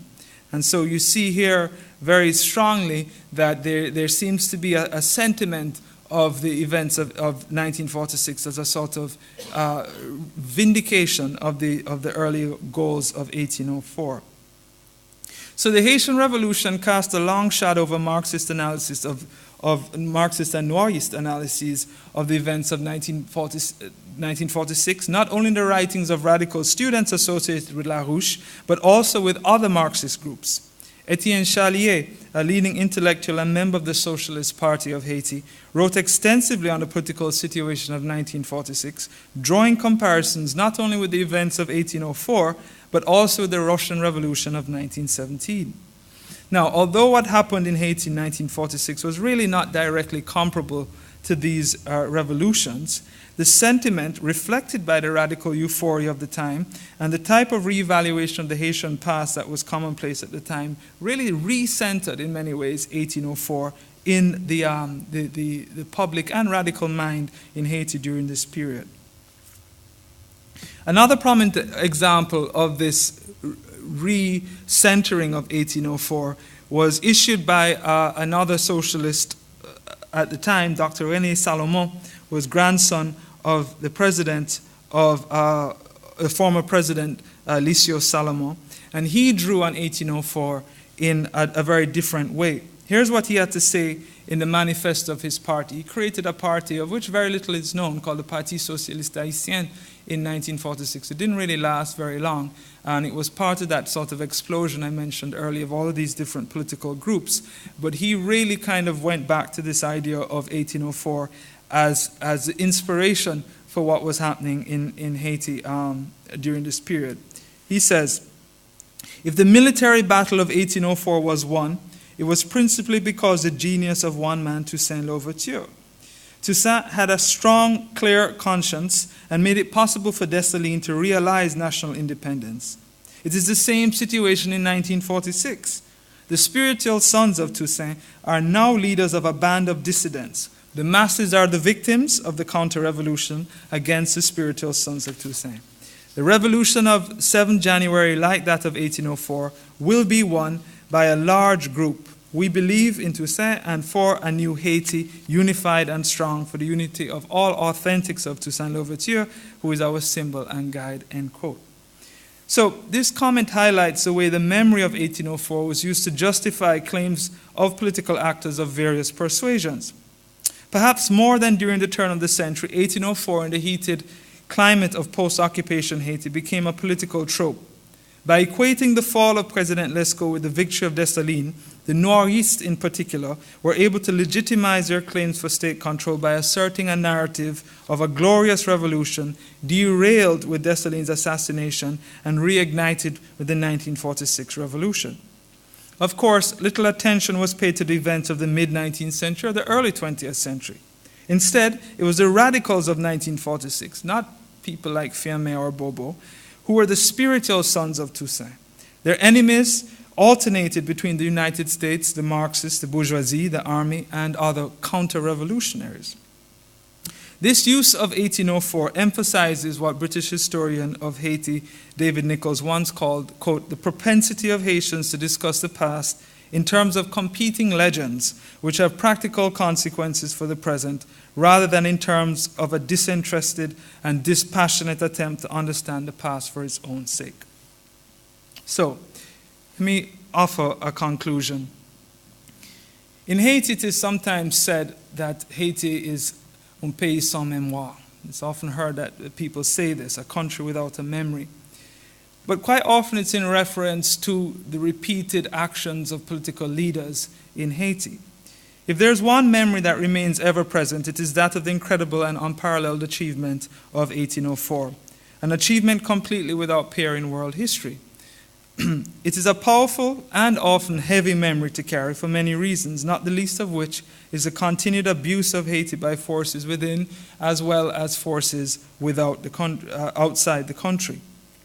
1804 has served as the inspiration for critical evaluations of Haiti's progress, no less so by Haitians themselves. In the complicated history of post-1804 Haiti, new revolutions and struggles have emerged, each producing their own myths and meanings that also require examination. Indeed, each of these revolutions have sort of asserted themselves at various times within the public space, then they're transformed or subordinated as new ones arise. And there are dates that were used to mark them. The December 22, which was an important date marking President Geoffroy's overthrow of Faustin Soulouque, which was honored every year. Then you had January 7th with 1946, also honored. Then February the 7th with the overthrow of the Duvaliers, etc. So the Haitian Revolution in 1804 may be seen as 1804 may have been the end of colonialism and slavery, but it was the beginning of an enduring struggle in Haiti. And it is this struggle and the memory of the struggles that Haitians reflect upon during these moments of crisis. But it's also this struggle that is very much contained in narratives of Haiti. And I don't think there's a more powerful vehicle for that containment of this than the narrative of Haitian voodoo. This is what we've discussed in many ways, and also the great exhibit upstairs highlights this very, very profoundly, the way in which voodoo contains and sort of repeats myths, but explodes the myths and transforms them as well. So you see it in voodoo art, but you also see it and hear it in the music of voodoo. And as one of the voodoo songs recognizes, the revolution of 1804, the Haitian Revolution, was the beginning of a struggle. And that struggle continues as long as there is a denial of freedom and as long as there is the continued abuse of Haiti. Bataille engagée. Thank you.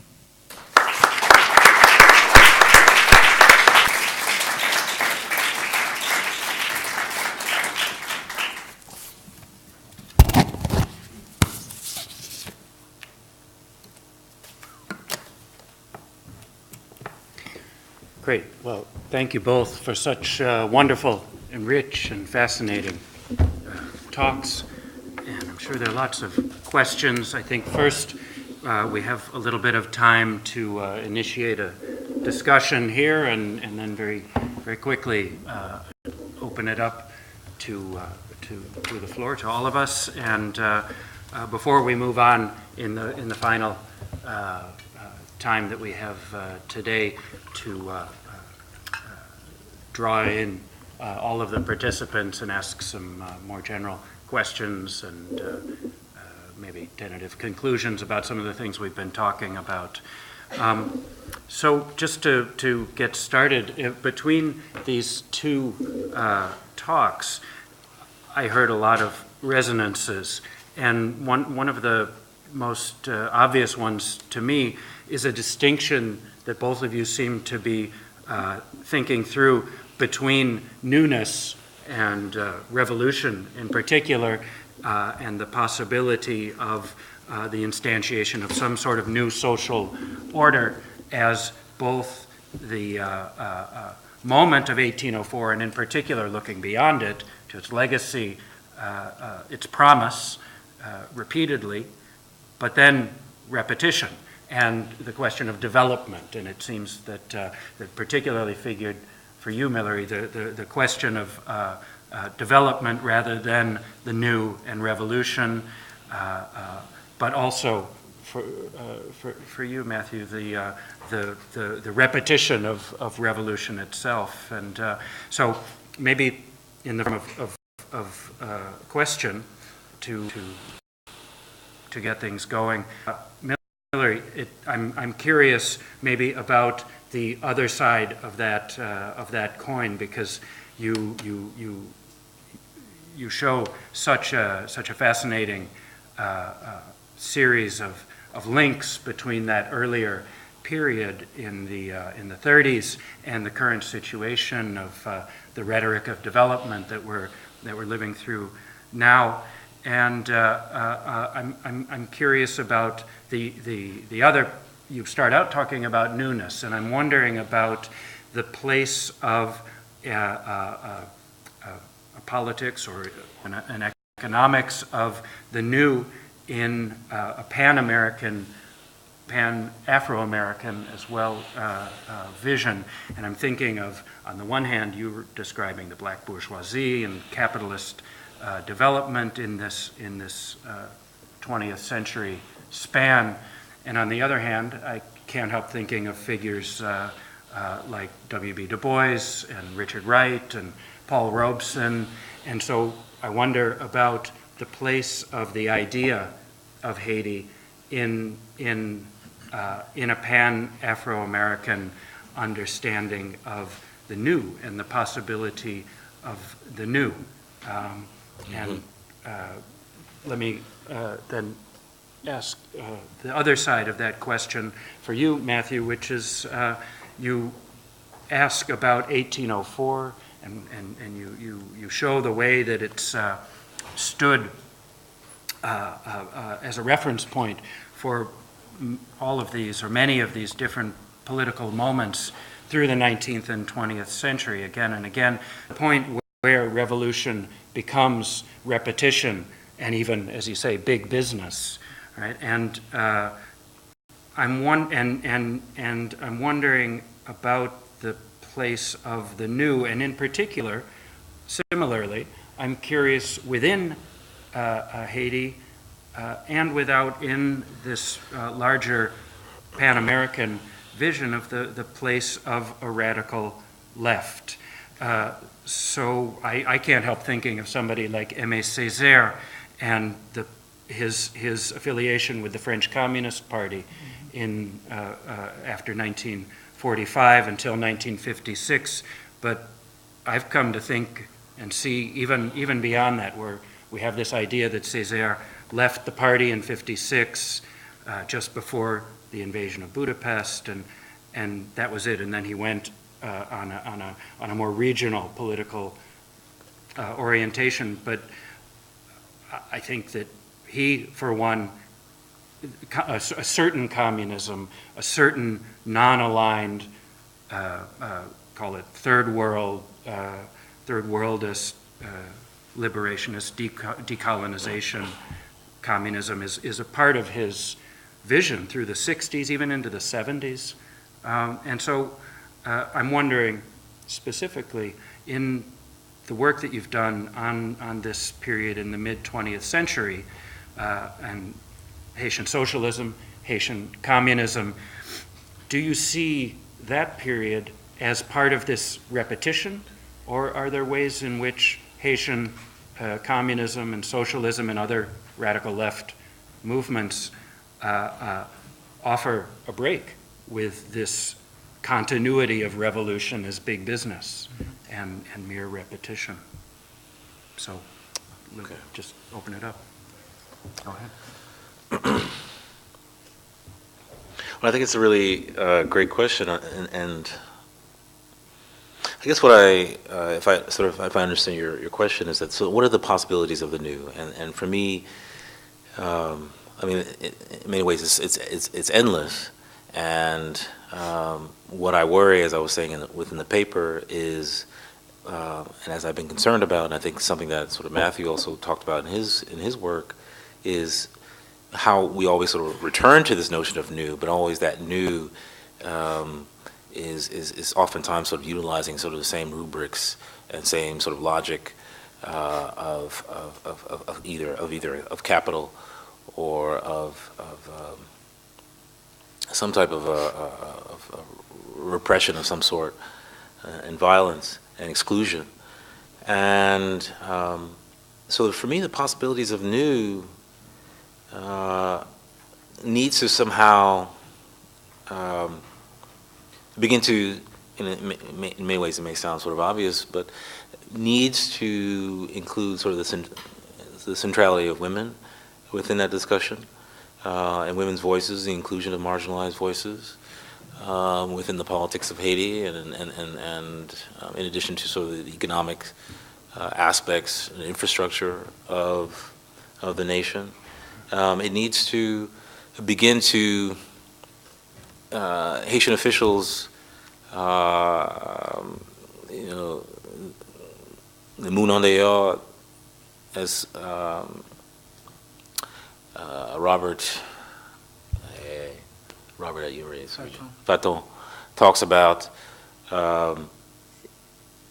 need to begin to see Haiti, also the Caribbean. In many ways, I'm trying not to sort of separate Haiti outside of that sort of Caribbean context, as ways in which we can begin to see the island, its people, beyond the sector of tourism, beyond the sector of the service sector.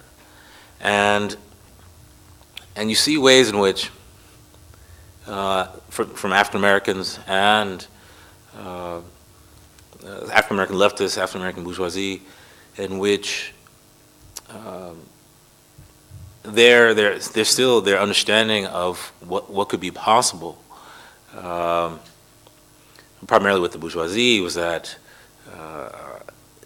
there was only sort of one model of how to begin to think about what the new possibilities were, and that model had to be sort of incorporation into sort of this sort of early sort of 1940s, 1950s sort of modernization theory about sort of capitalist development. But even within, one thing that you find is that given what Matthew's talking about, African American bourgeoisie are not, besides Langston Hughes, who's advocating for Jacques Roumain, really just sort of a distancing from, for the most part, a little bit with Du Bois, this sort of distancing from that sort of Haitian radical element. And so there was an opportunity, there's various opportunities in which things could be pushed, borders and ideas to be pushed even further to really breaking that mold of newness. But in many ways, they begin to fail. Yeah, I'd add to that the newness creates its own sort of rhetoric, right? And that's repeated constantly, and it's an attractive rhetoric. It's an easy rhetoric to voice, and you see perhaps in one way you see that as a continuity, if you want to say, where there have been shifts and breaks. You do see that there's that idea that each moment of change can actually be that permanent break with what happened before, because what happened before was always marred in all of this ugliness, the misery, violence, etc. And it's a peculiar thing. It's something that we always try and grapple with, I think, those of us who work and write on Haiti, because you see political leaders come in, they take power, or they're voted into power, but at some point they have control of the state, and then there are these promises, and that's politics everywhere. But I think in Haiti it's very easy to make those sorts of promises and to build constituencies that support that. And so there's also one way to think about it too, is to kind of look at the way in which this is something I'm becoming increasingly fascinated with, the way in which those political leaders who ran but didn't actually get power, how there are different types of myths that are created about them. As I mentioned, Fiamé, there was this idea that he was that one chance and he could have saved Haiti from U.S. intervention. And we don't know. He didn't become president. We have no idea what he would have done. And similarly, in the mid-20th century with Daniel Fignolet, the labor leader, and so on, and that myth is still alive in certain quarters in Haiti, that Fignolet would have done something different and would have broken that trend in Haiti. But it's interesting because you have to kind of go into all of this explanation of changing power dynamics and so on over time in Haiti. But to come to the question though about the left and what happened in the 1940s and 50s, if it signaled a break, and yes, indeed it did, because the U.S. occupation in some ways interrupts that pattern that had really become ingrained in Haitian politics before, where there's so many people who were invested in the idea of Haitian disorder because of what could be made of it financially.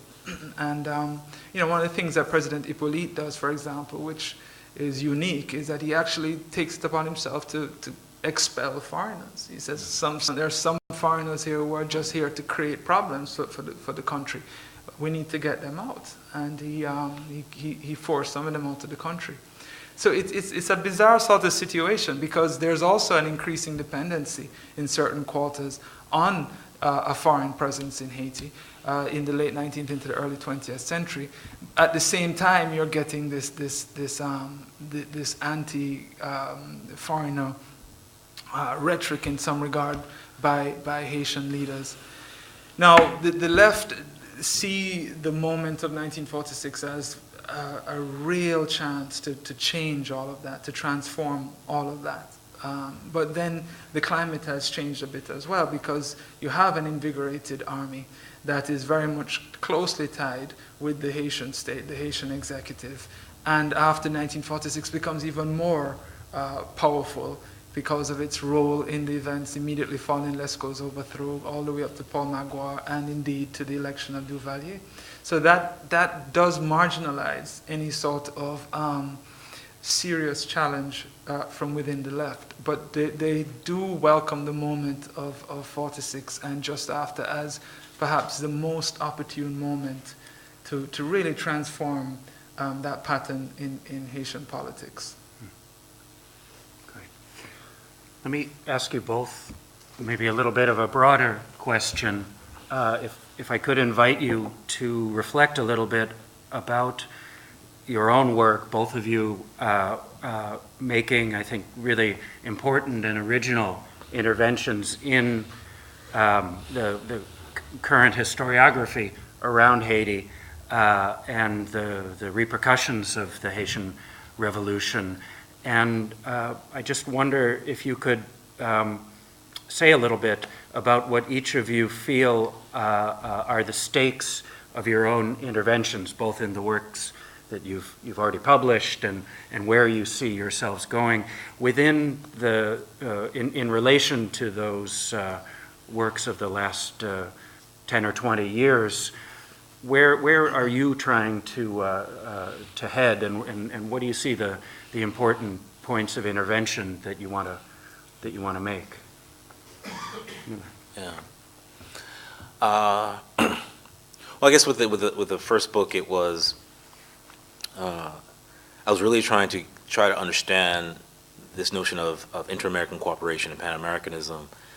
That was an ideology that has been sort of relegated to primarily sort of Washington-centered politics, but has sort of implications and has roots.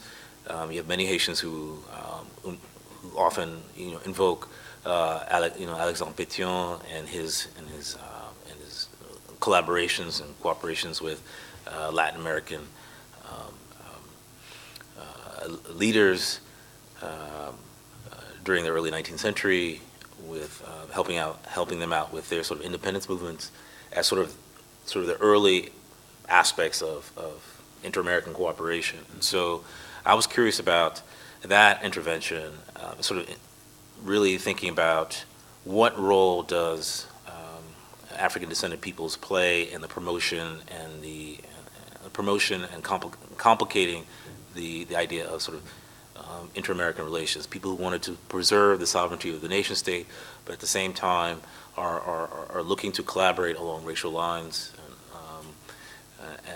and in some ways maybe expand the notions of racial solidarity within the Americas. And so that, for me, that was critical. In addition to the notion of trying to figure out what does it mean to finish the Haitian Revolution? Why in what ways was it unfinished, and what can be sort of problematic in such an assertion? And so many sort of other different points I try to make, but sort of my intervention was through that legacy of writing about cooperation within the Americas. In terms of my new work, I've been thinking about Haitian exiles, Haitian, Dominican, sort of Caribbean exiles during the period of sort of interwar and post-World War II period, and what are the ways in which they have this sort of a discourse, a language of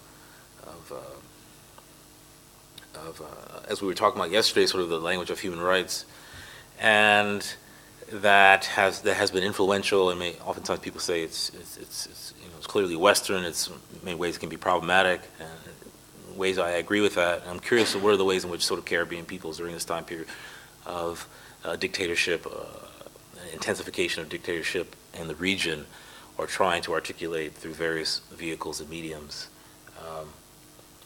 their ideas, how human rights how our rights language and rights discourse may have been shifted or changed or altered because of migrations of exiles to New York City, to Miami, to Cuba, Bahamas, and other places, particularly for Haitians. In what ways are they sort of changing that language? What does it mean? And how human rights is oftentimes sort of relegated to just a French Revolution or a UN Declaration of Human Rights, or sort of just that early sort of a fixture within a European discourse.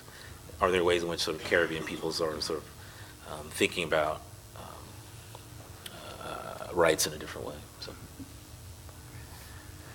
Yeah, one of the things that I've really been impressed about with the historiography, especially over the past 10 years, that looks at all aspects of Haiti, is the wide-angle view that more and more scholars are treating Haiti. No longer it's seen in isolation and somehow cut off from everything else and its own strange, unique place, but people are really highlighting very strongly its influence to the wider world from the period of the revolution and before the revolution to the contemporary period. And I find that as a very useful guide and inspiration. For me personally, though, I'm always interested in the idea of connections and the influence, but also the connections that Haiti shares with other parts of the world. And that's what's really been a sort of focus of mine in my work, in stuff I've done before and in stuff that I'm working on now. You know, speaking personally here, as a Jamaican, whenever I go to Haiti, I feel a lot of familiarity there from the very beginning. It always feels so similar to me, and its issues are not foreign in some ways, in my mind, to issues that I am familiar with from where I sit. And so that's one of the things that I see as an attraction in some ways, I guess, to the study of Haiti, but also as a sort of way of you know, you talk about the stakes, what's at stake, but I think what's at stake here is also seeing how those connections change our understanding of Haiti, and understanding of those connections and exposure of those connections really make us see Haiti differently. I mean, do we think of Haiti differently when we recognize, for example, that, you know, most of Haiti's presidents up to the U.S. occupation spent time in Jamaica? You know, do we see Haiti differently if we think that Jacques Oumé's part of his family had lived in Kingston, or that Jean Foucha's father survived the earthquake in Jamaica in 1907, or that there are these connections between Cuba and Haiti that are very deep, especially in the eastern part of Cuba. So that sort of wide-angled view, that sort of way of looking at the longer implications of Haitian history, not you know, 1804, but also beyond 1804. These are the moments of change, where those moments drew inspiration from outside of Haiti, and also once they occurred, how they in turn influenced developments elsewhere. Well, why don't we open it up to everybody and see if we have some questions. I'm sure we have quite a few. I see Martin there. If we have a microphone. Yeah, we do.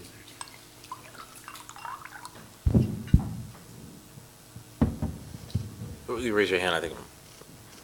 Oh, yeah, he's up there. He needs a microphone.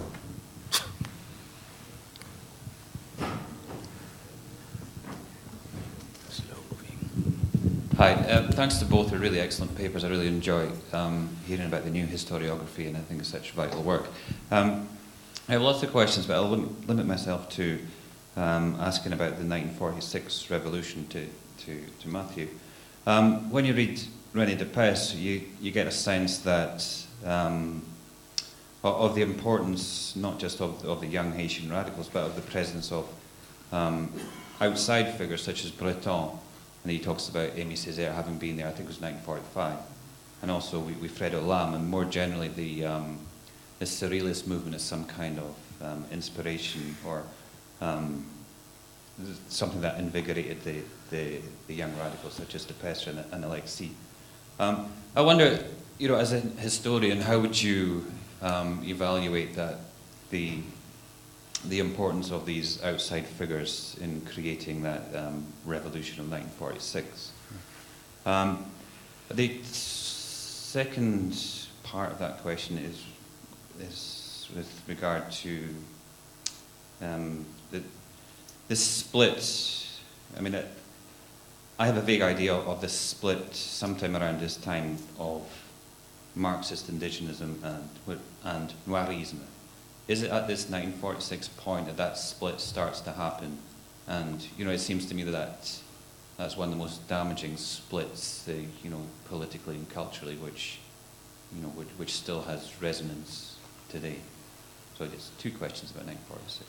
Yeah, thanks for the questions. In terms of the first part of the first question, Yeah, definitely. I mean, the presence of those of people like Wilfredo Lam and Breton and others in Haiti had a major, major influence on shaping the minds of the radical youth around the La Rouge collective, and and not just them, people who were very sympathetic to those ideas, what it meant for them. I mean, it comes out very strongly in their writings, what René Depeste has written, but also what other people have said who were witnesses of that period. Paul Larac, who was in the army at the time, has also written and spoken about just the power of that presence in Haiti and what it meant for people at the time who were very much cut off from those wider movements. They knew about it through literature that filtered in. A huge source for them was the French embassy in Port-au-Prince at the time, where their sympathetic chargé d'affaires would lend them books, and they would read about these movements happening in Europe and in France, and that definitely shaped how they thought. And I think the underlying part of what you're asking, Martin, is very crucial here, because it comes back to something I was saying in my previous answer, that Haiti is not cut off. Haiti is always drawing from elsewhere. As much as it's influencing what's happening outside its borders, it's also taking in elements from different places and interpreting and reinterpreting them in these interesting ways. And you can see how that leads to these sparks, right, that are ignited, and it ignites 1946 in many ways. The second question, which is about the split. Yeah, the split happens around the period of 1946. Indeed, what you see happening there is a real sort of rupturing of all of these different movements that were a bit more coalesced in the period of the late 30s into the early 40s, and then they just sort of break away, partly because of the desire on the part of certain leaders within these movements, certain actors rather, for state power, and then the need to sort of pull away and support these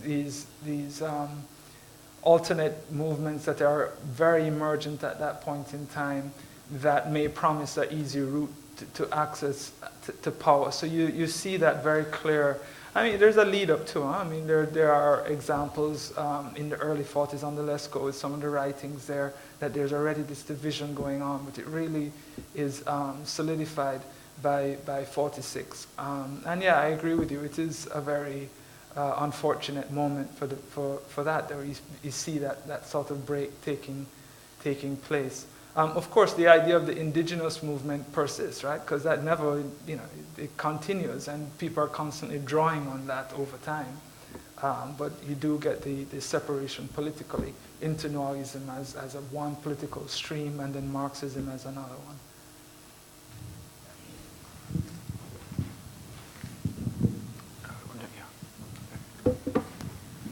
Hello, hi. Yeah, thanks for your presentations. I just have a question which, you talk about Haiti, and I guess most immediately it's part of a community of the Caribbean.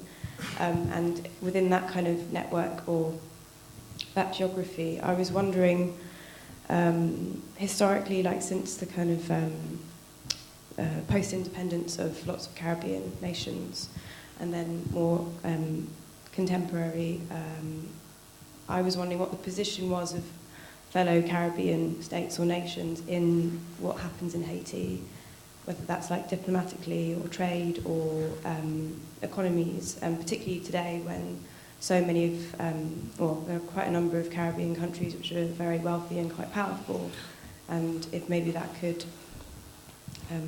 you talked about the Chamber of Commerce between the United States and Haiti in the 40s, and today if there are any kind of, efforts being made to set up new projects, or like what the interest is from Caribbean countries, like what their stake in Haiti is, and if that could be part of a route out of the kind of current crisis or kind of condition. Right.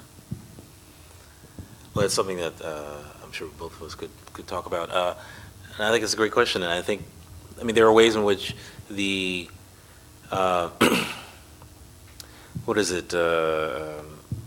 Chavez's sort of Bolivarian alliance that some Caribbean nations have also sort of bought into that, help to sort of offset some and relieve some aspects of their economy because of sort of the infusion of funds by Venezuela because of oil.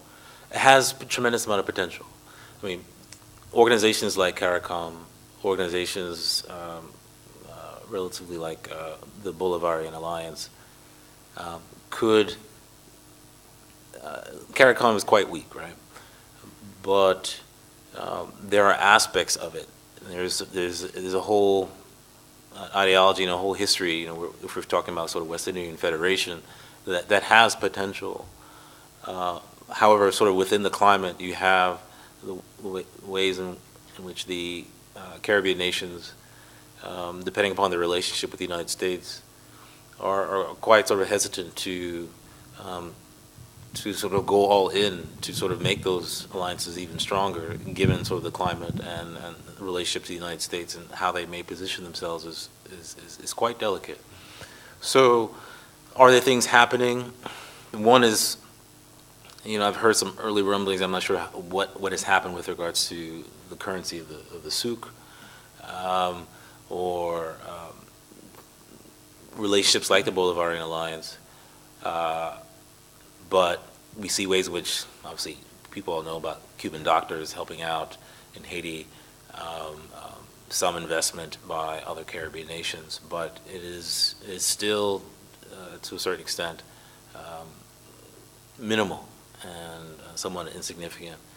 And right now, it's primarily a relationship of again, sort of a North-South, Canada, United States relationship that is, for the most part, I sort of agree with Robert Fatton on this, is that, you know, Haiti is still, in many ways, in a receivership relationship with the United States. And I don't see anything that's promising, quite honestly, with regards, similar to what Colin Diana was with regards to the relationship between the North and the South. Things that are happening in the Caribbean are just, unfortunately, just too weak. So. Yeah, it's a great question. Thanks for the question. Yeah, there is this wider connection for sure, and 1804 means a lot to people in the Caribbean as much as it does in to people elsewhere in Haiti. I mean, a lot of people in the Caribbean identify with the Haitian Revolution as the sort of beginning of a Caribbean independence, and most importantly, in terms of emancipation. But that said, and I'll take a slightly more cynical view than Millery here, there's still there's still a competition between that association with Haiti and 1804 outside of Haiti within the region against this other view of Haiti in a problematic place that is heavy for the Caribbean to carry, for other states to acknowledge fully, right? And there are all sorts of aspects of this that are manifest in treatment of Haitian refugees when they arrive on the shores of neighboring islands, in the way in which Haiti figures in the imagination of other Caribbean territories, which is still suffering heavily from these sorts of negative stereotypes that are beamed from outside the region, but they're absorbed rapidly in the region as well. So you have that sort of strange way in which Haiti figures outside of Haiti within the Caribbean. But at the same time, after the earthquake, for example, you had a lot of Caribbeans who went to Haiti and worked and helped there. I mean, you had the Cubans were among the first people on the ground, and right after them, the Jamaicans. I mean, again, you see the geography here being important, right? Jamaica and Cuba could deploy people faster than even the United States at that point in time, but that's not part of the narrative. That's not part of the story of what happens. And Jamaica had a mission in Haiti that went on for quite some time, medical mission and military mission after the earthquake to help rescue people and offer relief. But the bottom line is, if the Caribbean and the Caribbean community, CARICOM, can make a meaningful intervention, I do believe that it can. It requires a confronting of these contrasting images of Haiti and an acceptance of Haiti on a different level than has prevailed, particularly within the 20th century. Because I will add that it was a very different perception that the rest of the Caribbean had of Haiti in the 19th century. There was always this sort of sense present, despite everything else that was happening in Haiti, that Haiti was something to be proud of. Here was a black nation among black colonies of empire. But that has transformed, especially in the post-occupation period.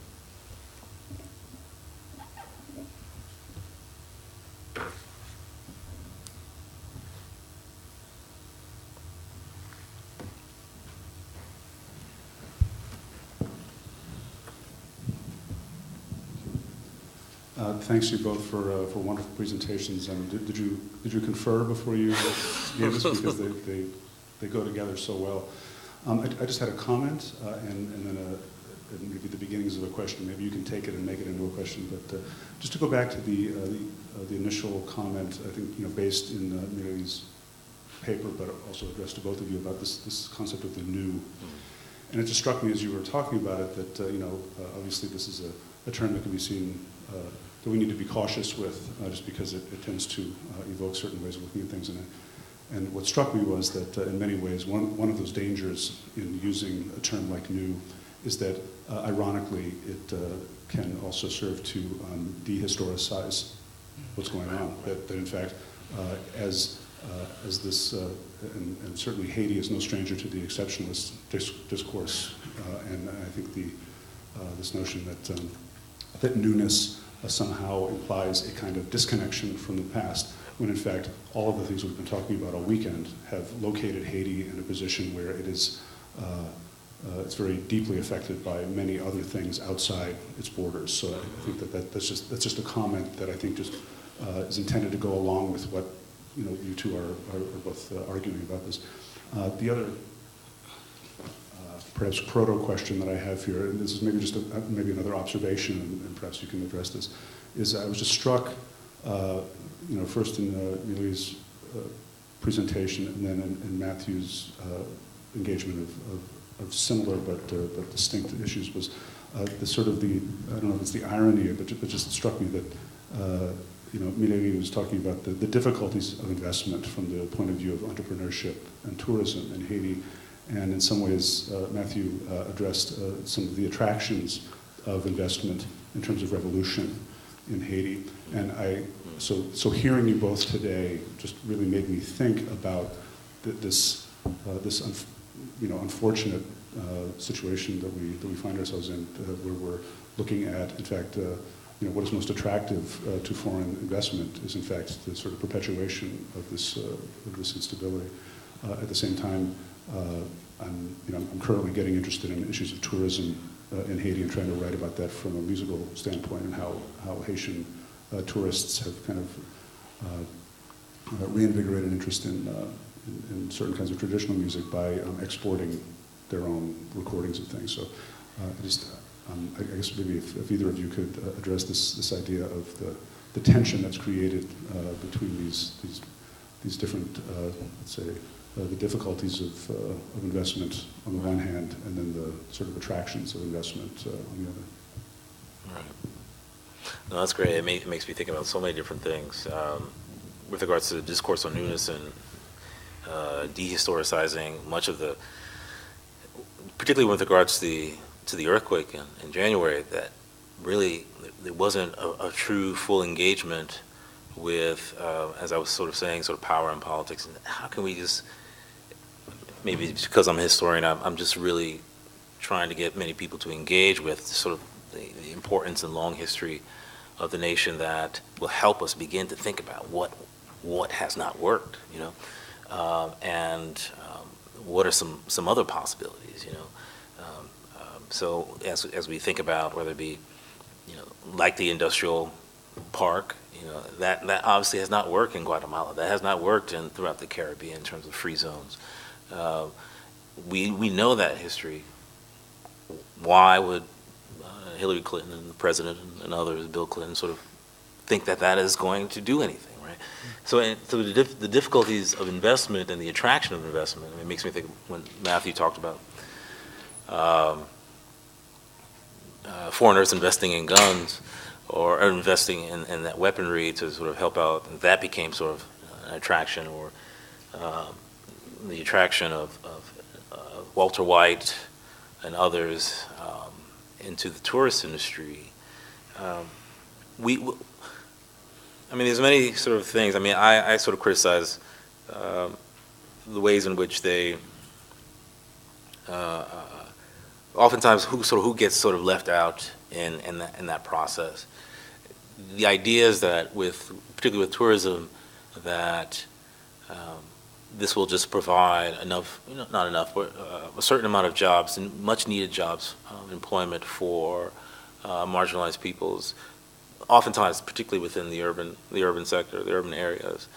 And what does that do? That attracts that people are migrating into the cities, which often sort of creates new problems with regards to infrastructure, right? And electricity and water and things of that nature, things that Jamaica Kincaid and that really interesting documentary, Stephanie Black's Life and Death, all these things that we have to think about. So there is an irony there, and there's a tension, and the fact of the matter is that there's such a level of dehistoricizing, decontextualization that is occurring, that no one's truly engaging with. And maybe it's because some of these new histories are being written. But there has to be a way in which we begin to understand, like we were talking about with regards to the anti-superstition laws, to tourism, to all the various aspects in which people are sort of repeating over and over again. And I'm just trying to figure out how to truly engage, whether it be the NGOs, the State Department, Haitian officials themselves. Just how do we begin for them to reflect upon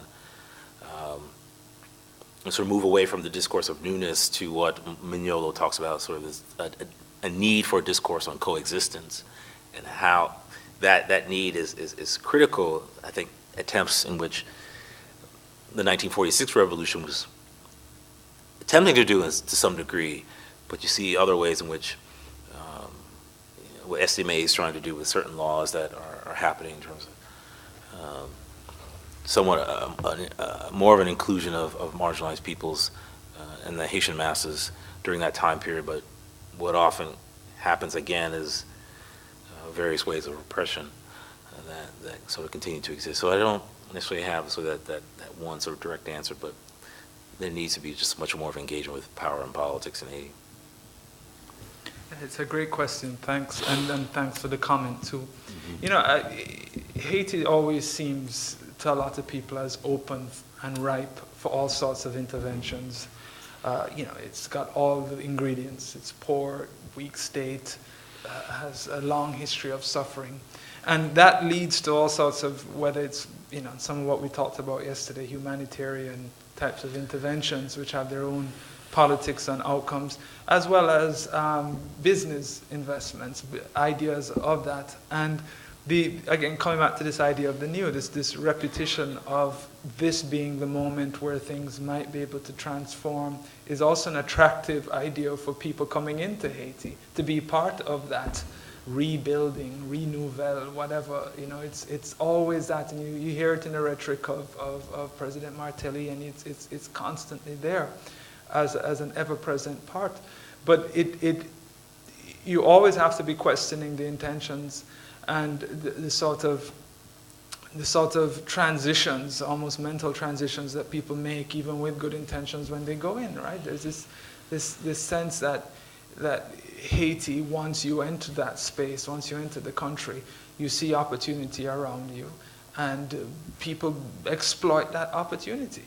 And I mean, in some ways, it's like you can see it in very crude ways, in the creation of these alternate economies within the country, and also in the way in which the Haitian state is almost completely sidelined as people go in and do what it is they wish to do in the country. And that long history where there is a limited assertion of protectionism, I should say it's never absent, it's always there.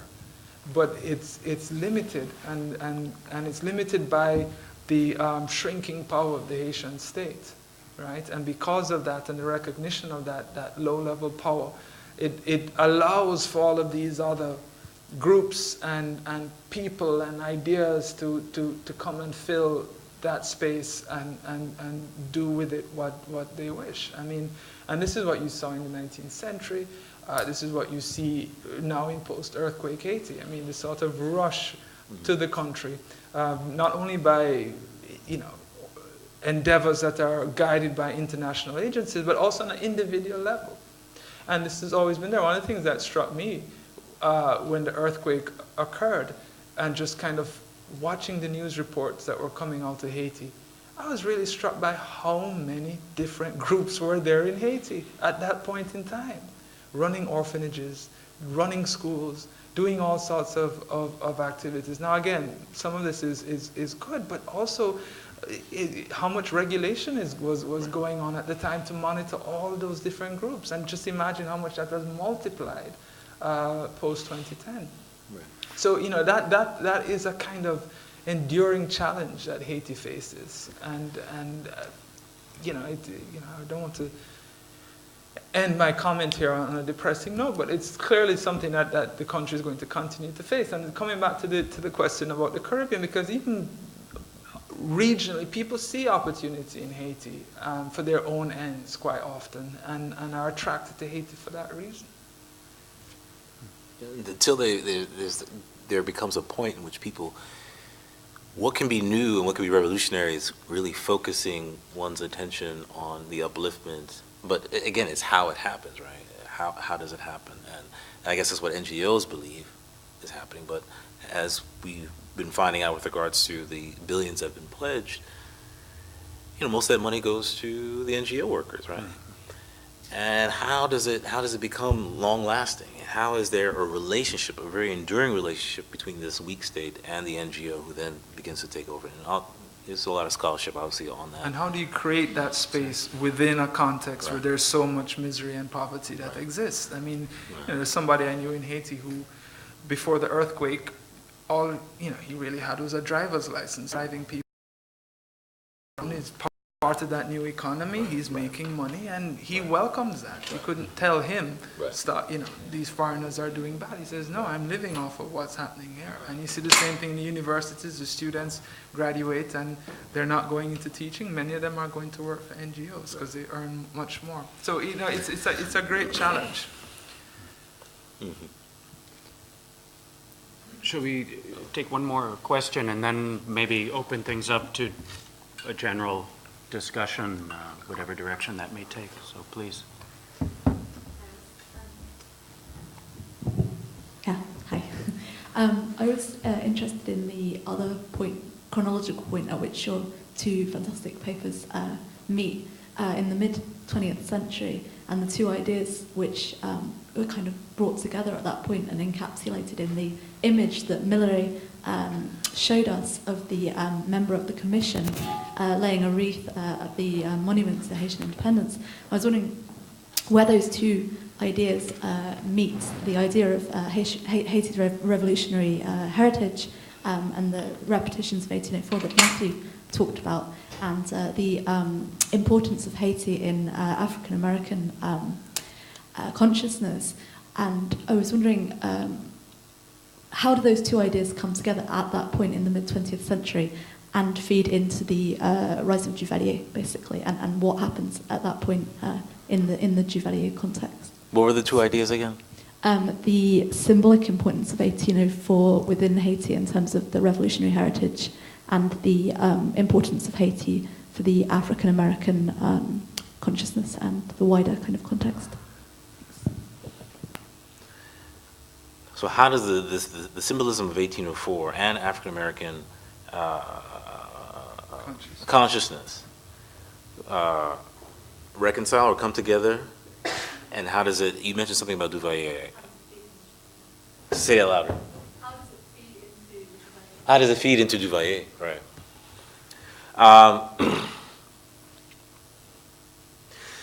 What happens sort of early on in sort of the early years of Duvalier is that African Americans. The problem oftentimes with African Americans is that there comes a point in which they are just reluctant to overtly and directly critique black authoritarianism, right? And so within the early years between 57 and 61 or so, there's a tremendous amount of still from Estimé to Magua to Duvalier, still believe that 1804 is living in dark-skinned presidents, right?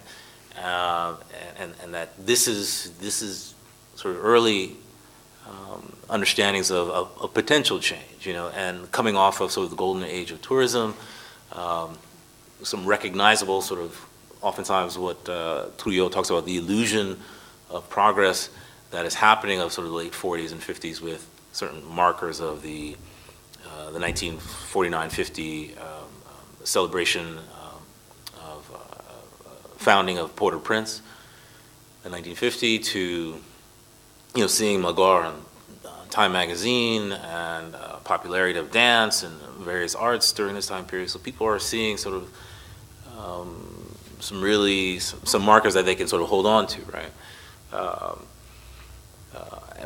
Yet, so with Duvalier, there comes this problem in '61, and when they have to confront, in which when he becomes sort of president for life, they have to confront that this is not working out, and what happens is it's just a silence for a number of years, 64, excuse me. When he becomes president for life, so there's a silence really, and obviously the birth of the civil rights movement, sort of mid-50s, and decolonization efforts on the continent of Africa, really sort of shift their attention oftentimes that the 1804 sort of dissipates and evaporates for a number of years, and sort of gets new traction in sort of mid to late 70s again, but really between sort of 64 and 70, 73, 74, so it was the African American, that the memory of 1804, or the centrality that Haiti played in sort of this notion of black potentiality of what an independent black state, given the context of colonialism of that time period, it shifts dramatically. I know. Sorry? I thought it was a question over here too. Was there? Yeah. Another question.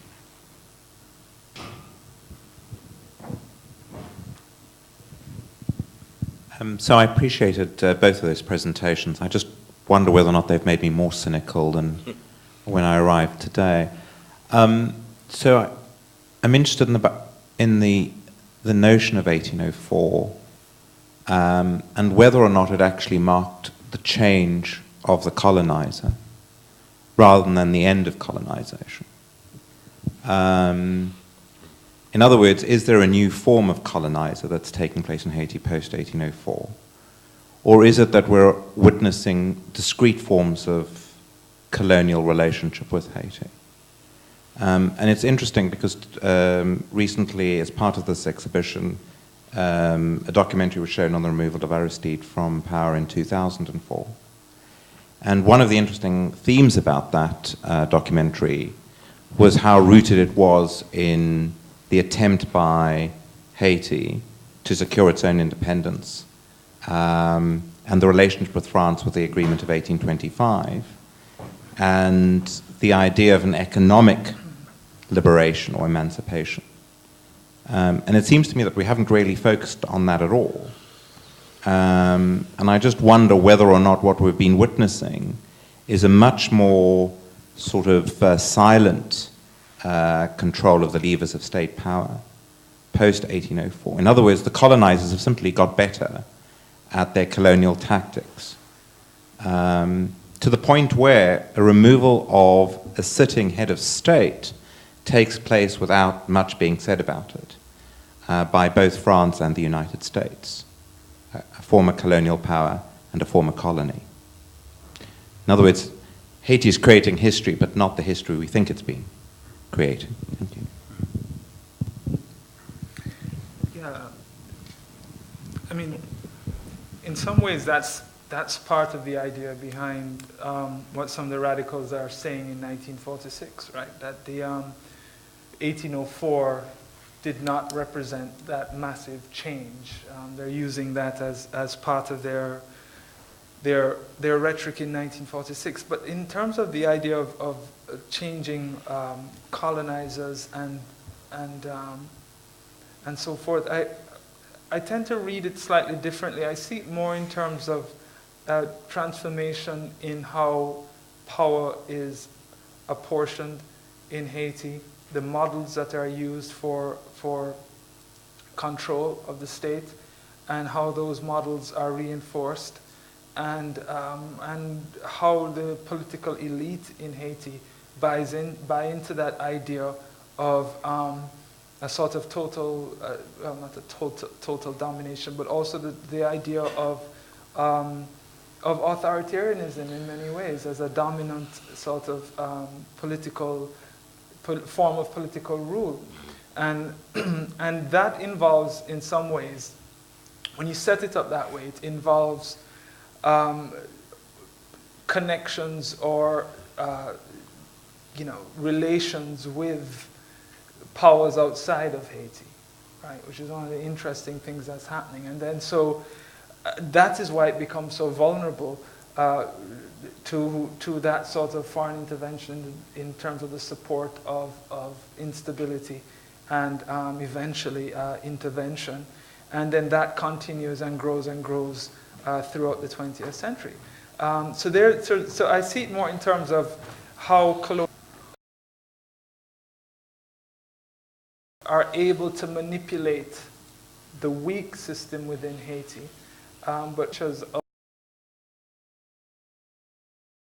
governance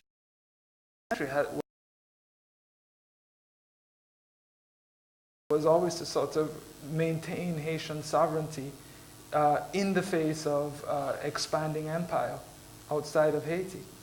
And the failure for that to happen, this is, in many ways the argument that David Nichols makes in his book, was because of that weak internal political structure that depended so heavily on authoritarian form of control. So then the United States intervention in Haiti in 1915 sets up, or really kind of reinforces, a sort of dependent structure in which the political elite really has to have support by the United States if it intends to continue its rule.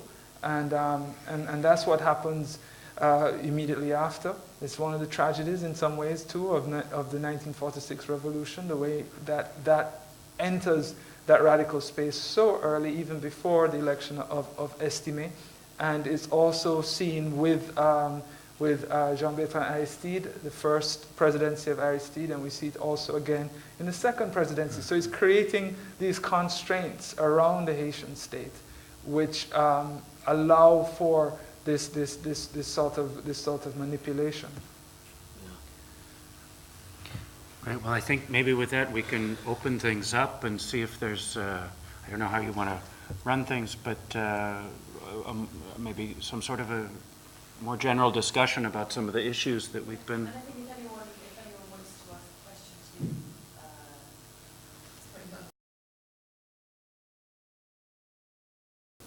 Yeah. I see Martin's hand shot up there. All right. I was struck when Matthew talked about the revolution, this series of revolutions, and you referred to the 1842 revolution and said that had been preceded by a major earthquake. And it made me think as well of other moments in Haitian history where earthquakes have struck and some kind of revolution or social change that has happened after that. I don't have all of the dates, but I think in the 18th century, before the Macandal uprising, there was an earthquake, and you'll probably know the dates far better than I do. But it makes me think of the present time, the 2010, and the apparent lack of any kind of, social renewal, social revolution of any kind following the 2010 events. So I wonder, as a historian, do you have any views on that, the relationship between those kind of natural disasters and social change, and its particular, the particular case of 2010? Yeah, there is an interesting correlation that you see throughout Haitian history between natural disasters and moments of political upheaval or transformation, which is peculiarly absent now in 2010. You saw it with the 1842 earthquake that didn't directly lead to the revolutionary movement in 1843, but it was part of a contributing, of a series of contributions that led to the weakening of the Boyist state and what happened there. You see it again. We spoke earlier about disease as well, and you see it when there's a massive smallpox epidemic in Haiti in the 1880s under Salomon, and that leads to a space for revolutionary movement to arise during this period. You also see it with in 1954 with Hurricane Hazel and the way that impacted the Magua state and so forth. But why it doesn't happen in 2010, I really think has to, if I could hazard a guess or an answer, it has to do with the state Haiti was in prior to the earthquake, right? And the sort of way in which so much was sort of in flux at that point in time. And the changing times that you don't that account for that. And interestingly though, there was this expectation after the earthquake that would have happened, right? There was this thing that there was this constant theme in some of the reports that were and there's the phase of sympathy, changing perspective of Haiti as victim now, right? That became a sort of global view of Haiti immediately after the earthquake, but then slowly began to see these reports of people looting, fighting for food, shots fired downtown, so on, and there was this almost expectation that would escalate into something big. And I was in Haiti a few times, right? Kept talking. It's going to happen to see the explosion. It never occurred. Electoral in 2006 was elected. So in a way, I feel as if I'm almost going back on earlier critique of the newness, that maybe we are indeed in a new phase finally in Haiti, and that these patterns of the past, we don't see them repeating themselves. We see different actors emerging. I've noticed that as well, and we have to understand how all of that is taking shape right now. That you can have Préval, Aristide, Jean-Claude Duvalier, Michel Martelly, all living in Haiti at the same time right now. A couple of years ago, it would have seemed almost impossible to imagine something like that, but it's there and it's happening. And I suppose one of the challenges for historians and who I guess by our very nature, we're looking for those repetitions or to quote Mark Twain, rhymes from the past in the present. We always want to see that, but sometimes we need to be patient and understand that there's a new history being created in the present, and that takes some time for us to fully comprehend and grasp. I have to quickly say that there's some new scholarship about sort of Haiti in the 19th century and ways in which they've been able to, despite political instability to some degree, that economically they were fairly solvent, and so that may speak to some of the maybe sort of within the economic realm possibilities of social change happening after natural disasters, social devastation, or physical devastation.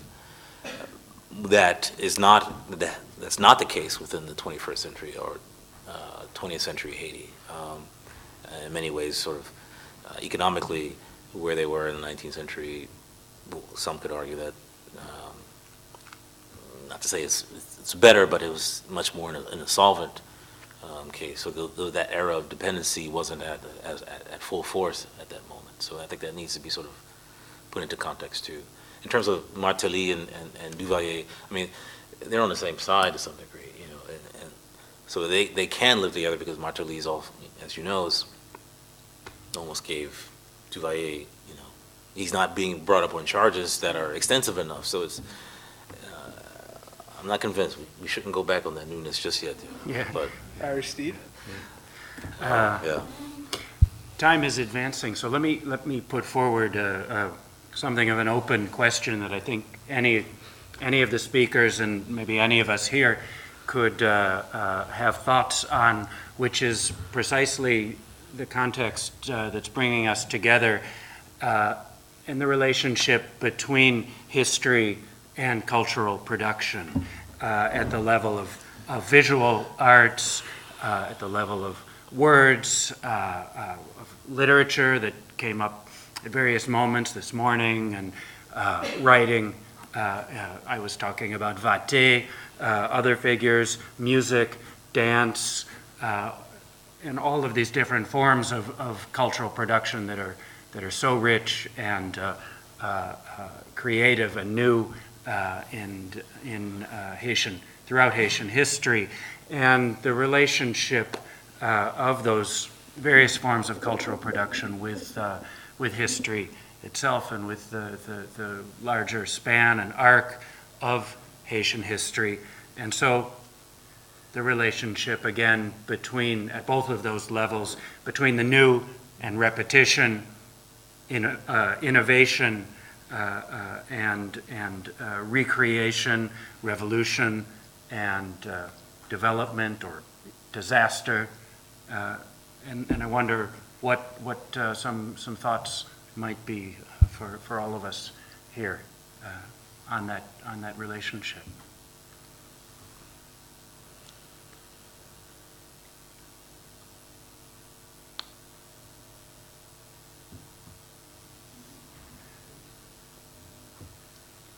Or anything else.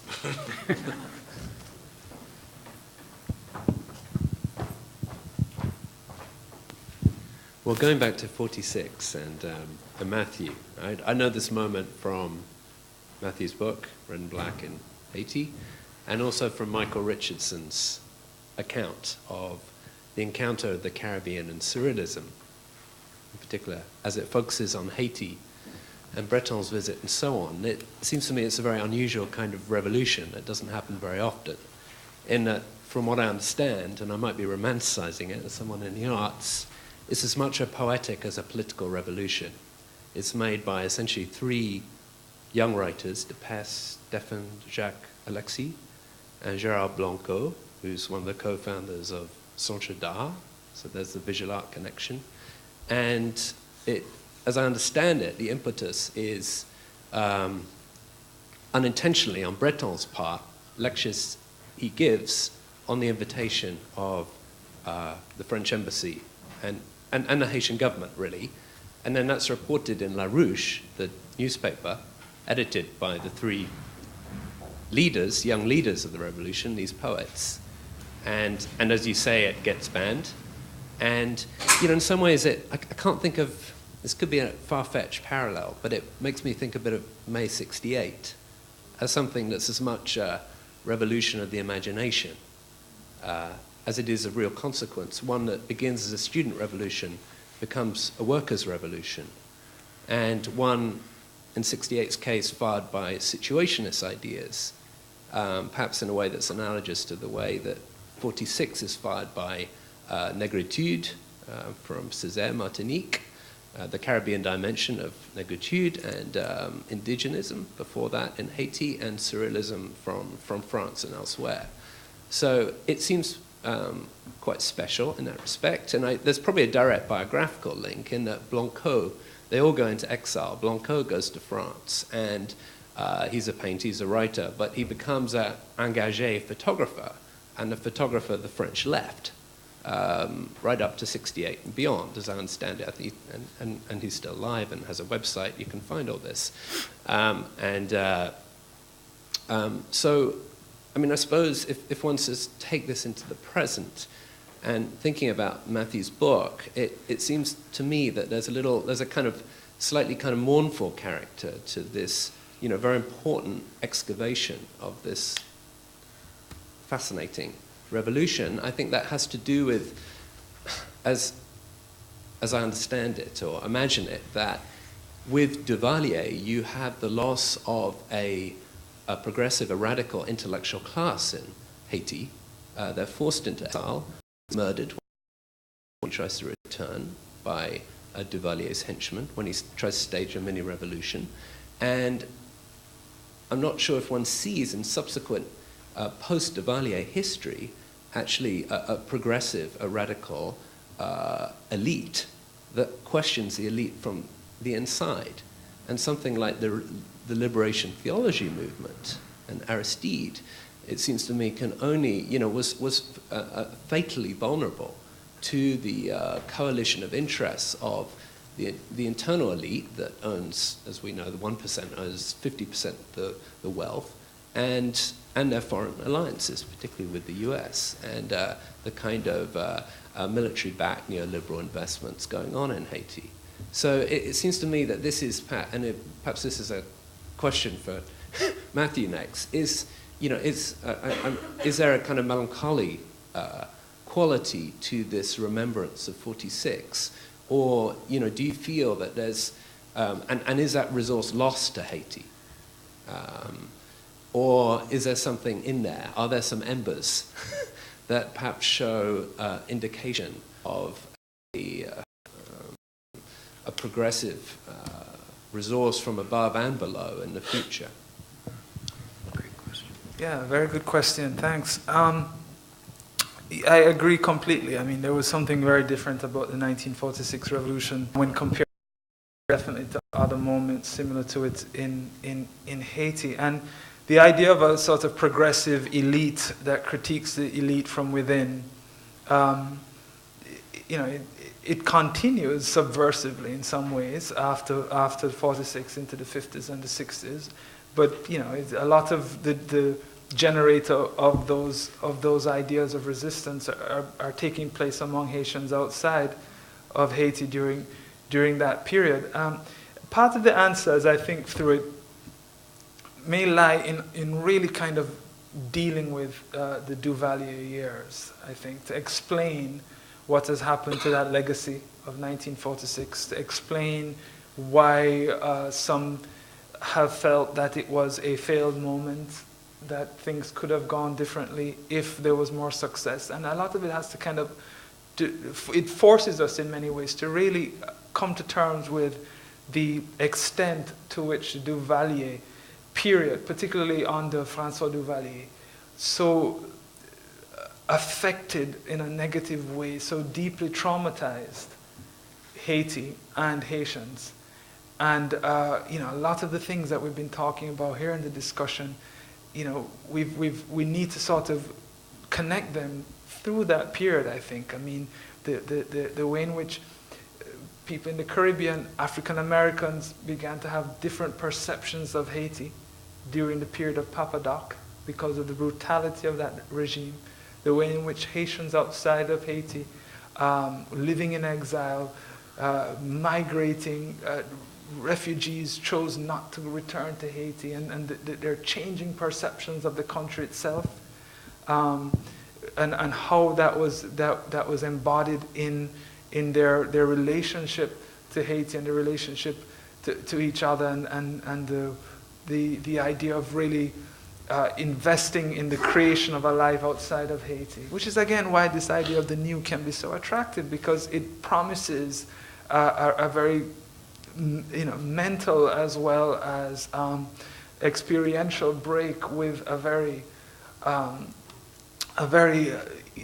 unfortunate past. And so you look at something like the Duvalier period, and you look at what Papa Doc, François Duvalier himself, introduced into Haiti, and that was a real change in terms of what happened before. That did not in any way continue any of these ideas, these progressive ideas, these different endeavors, tourism, enterprise, those sorts of alliances and so on were really squashed during that period. And so what emerges after Duvalier is something different. It's a different sort of progressive left-wing sort of resistance movement. It's there, but it's quite... It takes on a different character, because by then 2 generations had passed, and 2 generations that were disconnected from what happened before in the 40s, and also confronting a silence, a real silence about Haiti from that period on. I hope that answers in some way.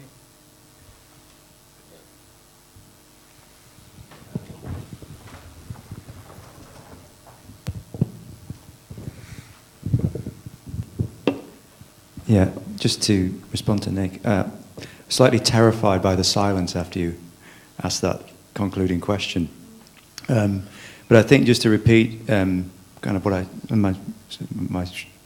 said yesterday about the Ghetto Biennale and the work that Leah and Atis Resistance are doing, from as far as I can tell, that is one of the most inspiring and kind of progressive examples of where the arts and culture, particularly in this case the visual arts, there is an attempt to create some kind of new mode, new perhaps not in a, but some renovation or renewal of a kind of dialogue, a kind of a relationship with a kind of wider sphere of the arts, and from a global perspective, and some trying to dialogue and talk about what kinds of changes are taking place within a kind of international contemporary arts context.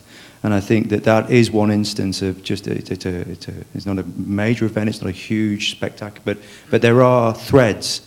And I think the presence of work by Artist Resistance in the show here, and and unfortunately Andre Eugène couldn't come because of issues that we've seen. But this is something. There is something going on there. It's a small thing, I think, but it's definitely the beginning of a dialogue and a beginning of a new, maybe a renewed discussion about the place of Haitian art and culture in a contemporary global culturescape.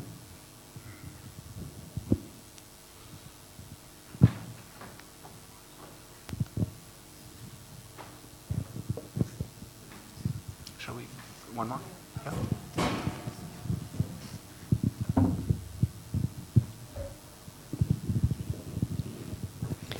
Hello. It's on. No, now it's off. Was it on before? Sorry. I just wanted to pick up on something that Millery mentioned about when he was talking about the new, about women's voices, because I think one of the things that perhaps we haven't heard so much about is the ways in which women were involved in the 1804 and its afterlives. I know there's been a body of work which has looked at the role of female resistance amongst enslaved groups. I don't know whether there's been something similar done about the ways in which women were involved in revolutionary aspects of the Haitian Revolution. And in terms of what the afterlives for Haitian women might be, I mean, it struck me with some of the comments made yesterday about the ways in which the earthquake will lead to a sort of restructuring of the countryside in Haiti. If that's a countryside currently based around small-scale domestic agriculture where women often play a larger role, then that is going to have an enormous effect on the lives of Haitian women.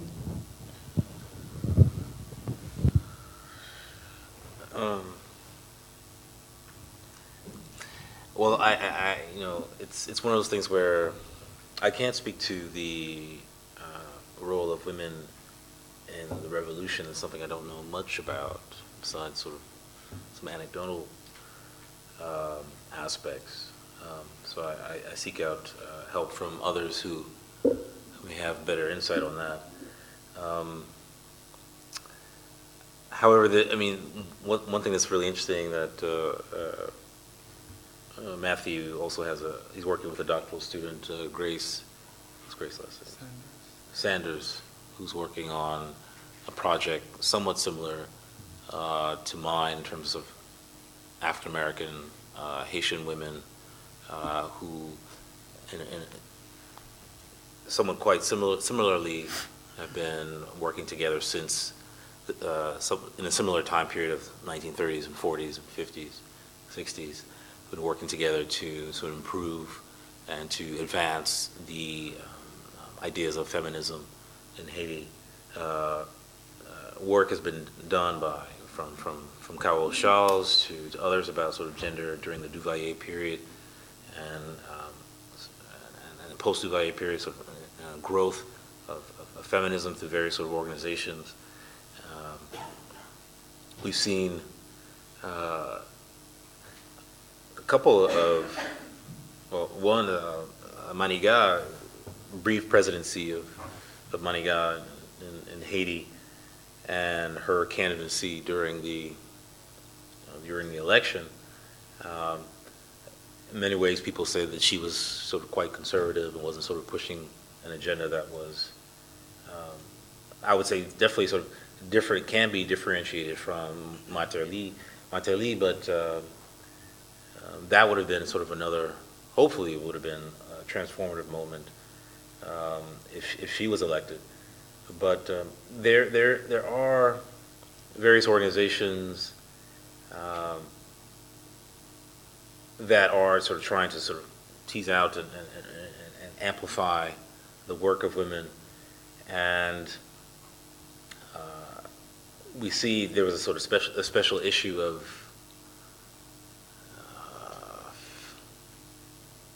feminism, but it was a special issue of a journal in which Haitian women were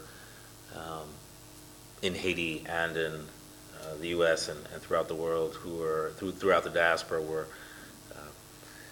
discussing how that needs to happen more. Where people like Gina Ulysse and Nadève Ménard and others were talking about the work and the ways in which within the field of religion and Vodou, to talking about sort of the Potomitan and Mark Schuller's work and his documentary on Haitian women, sort of the backbone of the Haitian economy, as you rightfully mentioned. So these are ways in which you can just begin to sort of alter the landscape, and people are sort of just continue to sort of to miss that opportunity to bring out those voices and to just provide them a space in which they can truly contribute. And so from the various aspects, from agriculture to the domestic sphere to the public sphere to the economy and the growth of sort of industrial, low wage manufacturing jobs, there are a number of forces and obstacles that continue to be a tremendous problem for them, for a true advancement and liberation and sort of changing the discourse. It's not the best answer, but. Yeah, I'll just add that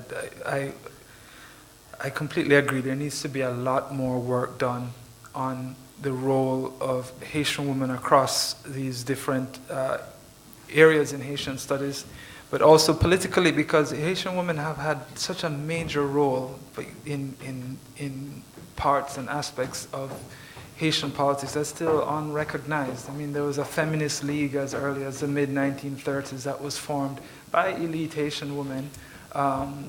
There was support that women gave to some of the radical movements at the time, and I mean, even in terms of the presidents, many of the presidents relied very heavily on women in politics, from their wives to others. I mean, you think of Madame Max Adolphe in the Duvalier period. Noah Alexis, who I spoke about a bit, relied so heavily on his wife.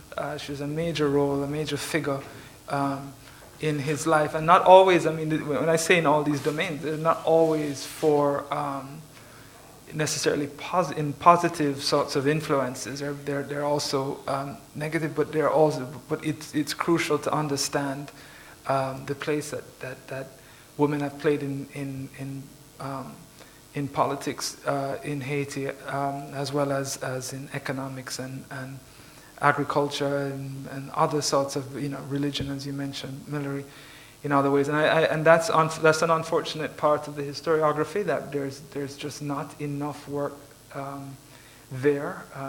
Fortunately, there is growing literature. Some of the folks that Millery mentioned are now currently doing some really impressive research on Haitian political activists, women political activists in Haiti, inside and outside Haiti, within the diaspora, who have worked very hard at keeping Haitian issues very much alive.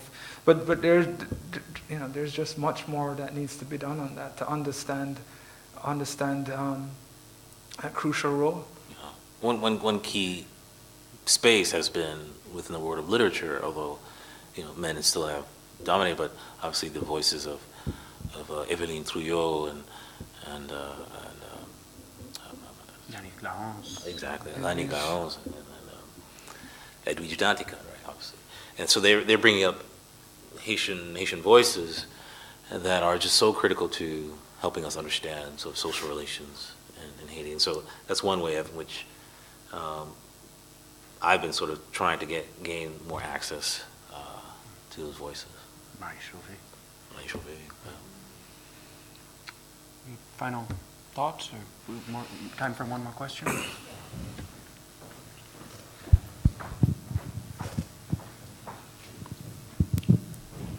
I hope we're not going to end on too melancholy a note, because it seems, the earthquake is a terrible disaster. Haiti suffered a lot of disasters. That's true. But also I think that, from my perspective anyway, the 1804 revolution is, I don't consider it to be a disaster at all. Mm-hmm. And I think it's something that has been celebrated and will continue to be celebrated for a very long time. And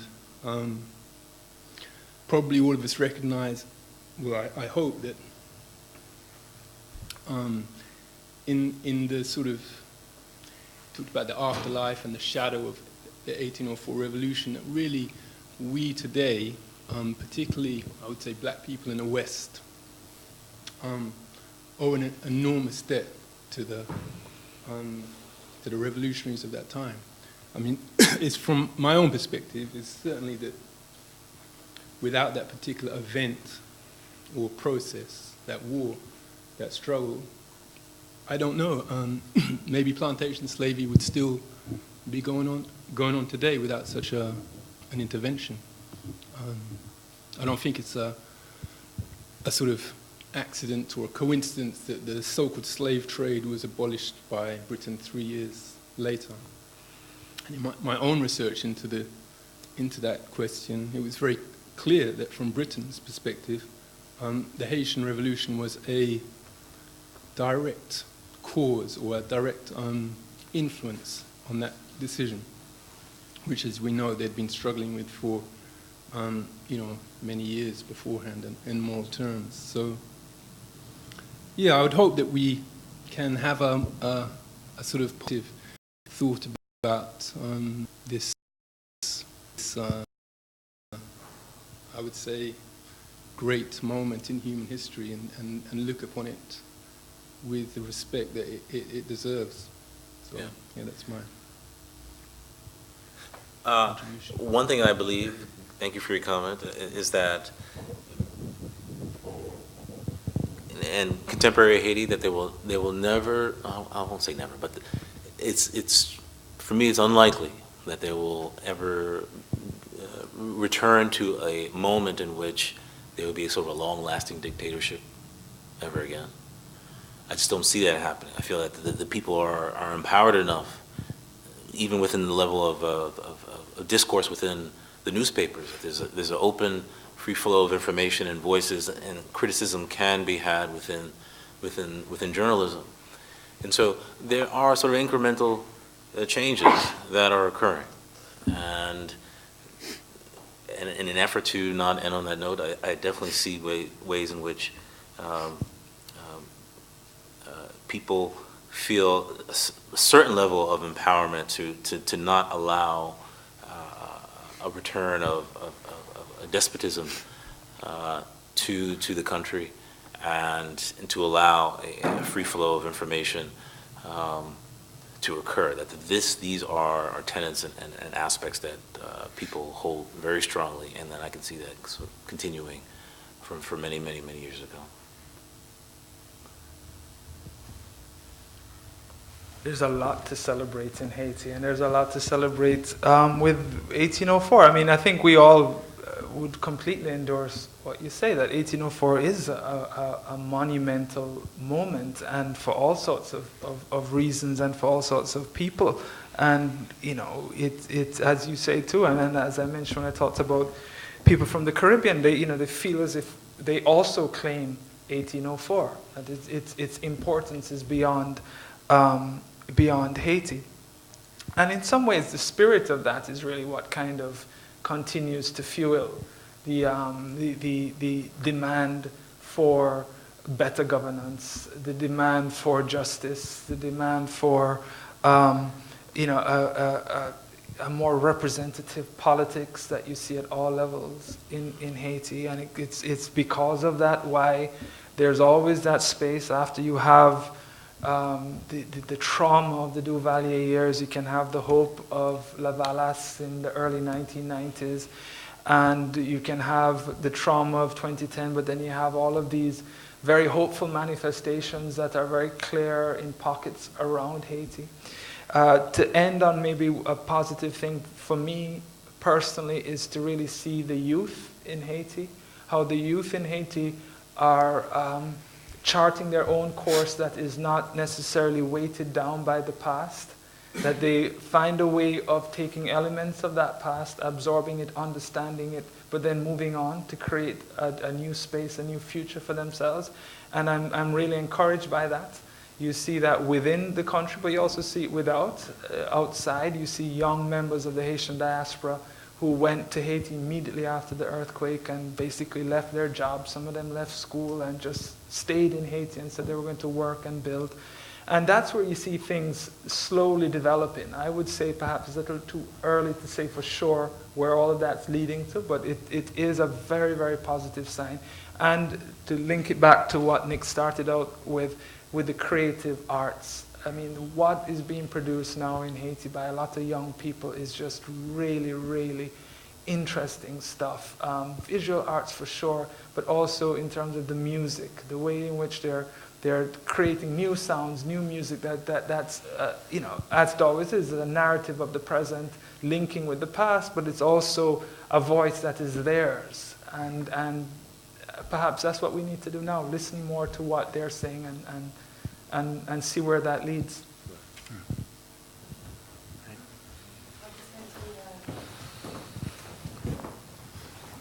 Say a few words of farewell, really.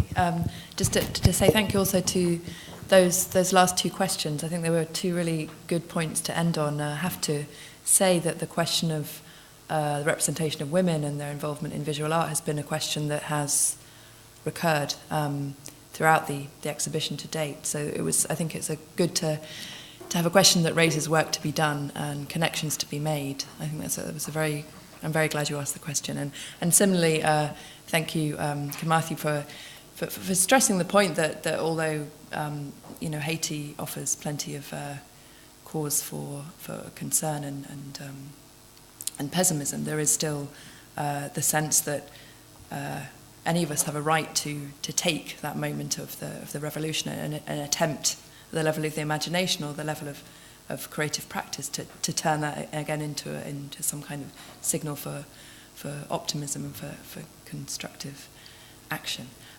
So thank you to the audience for creating those two final points, and thank you again.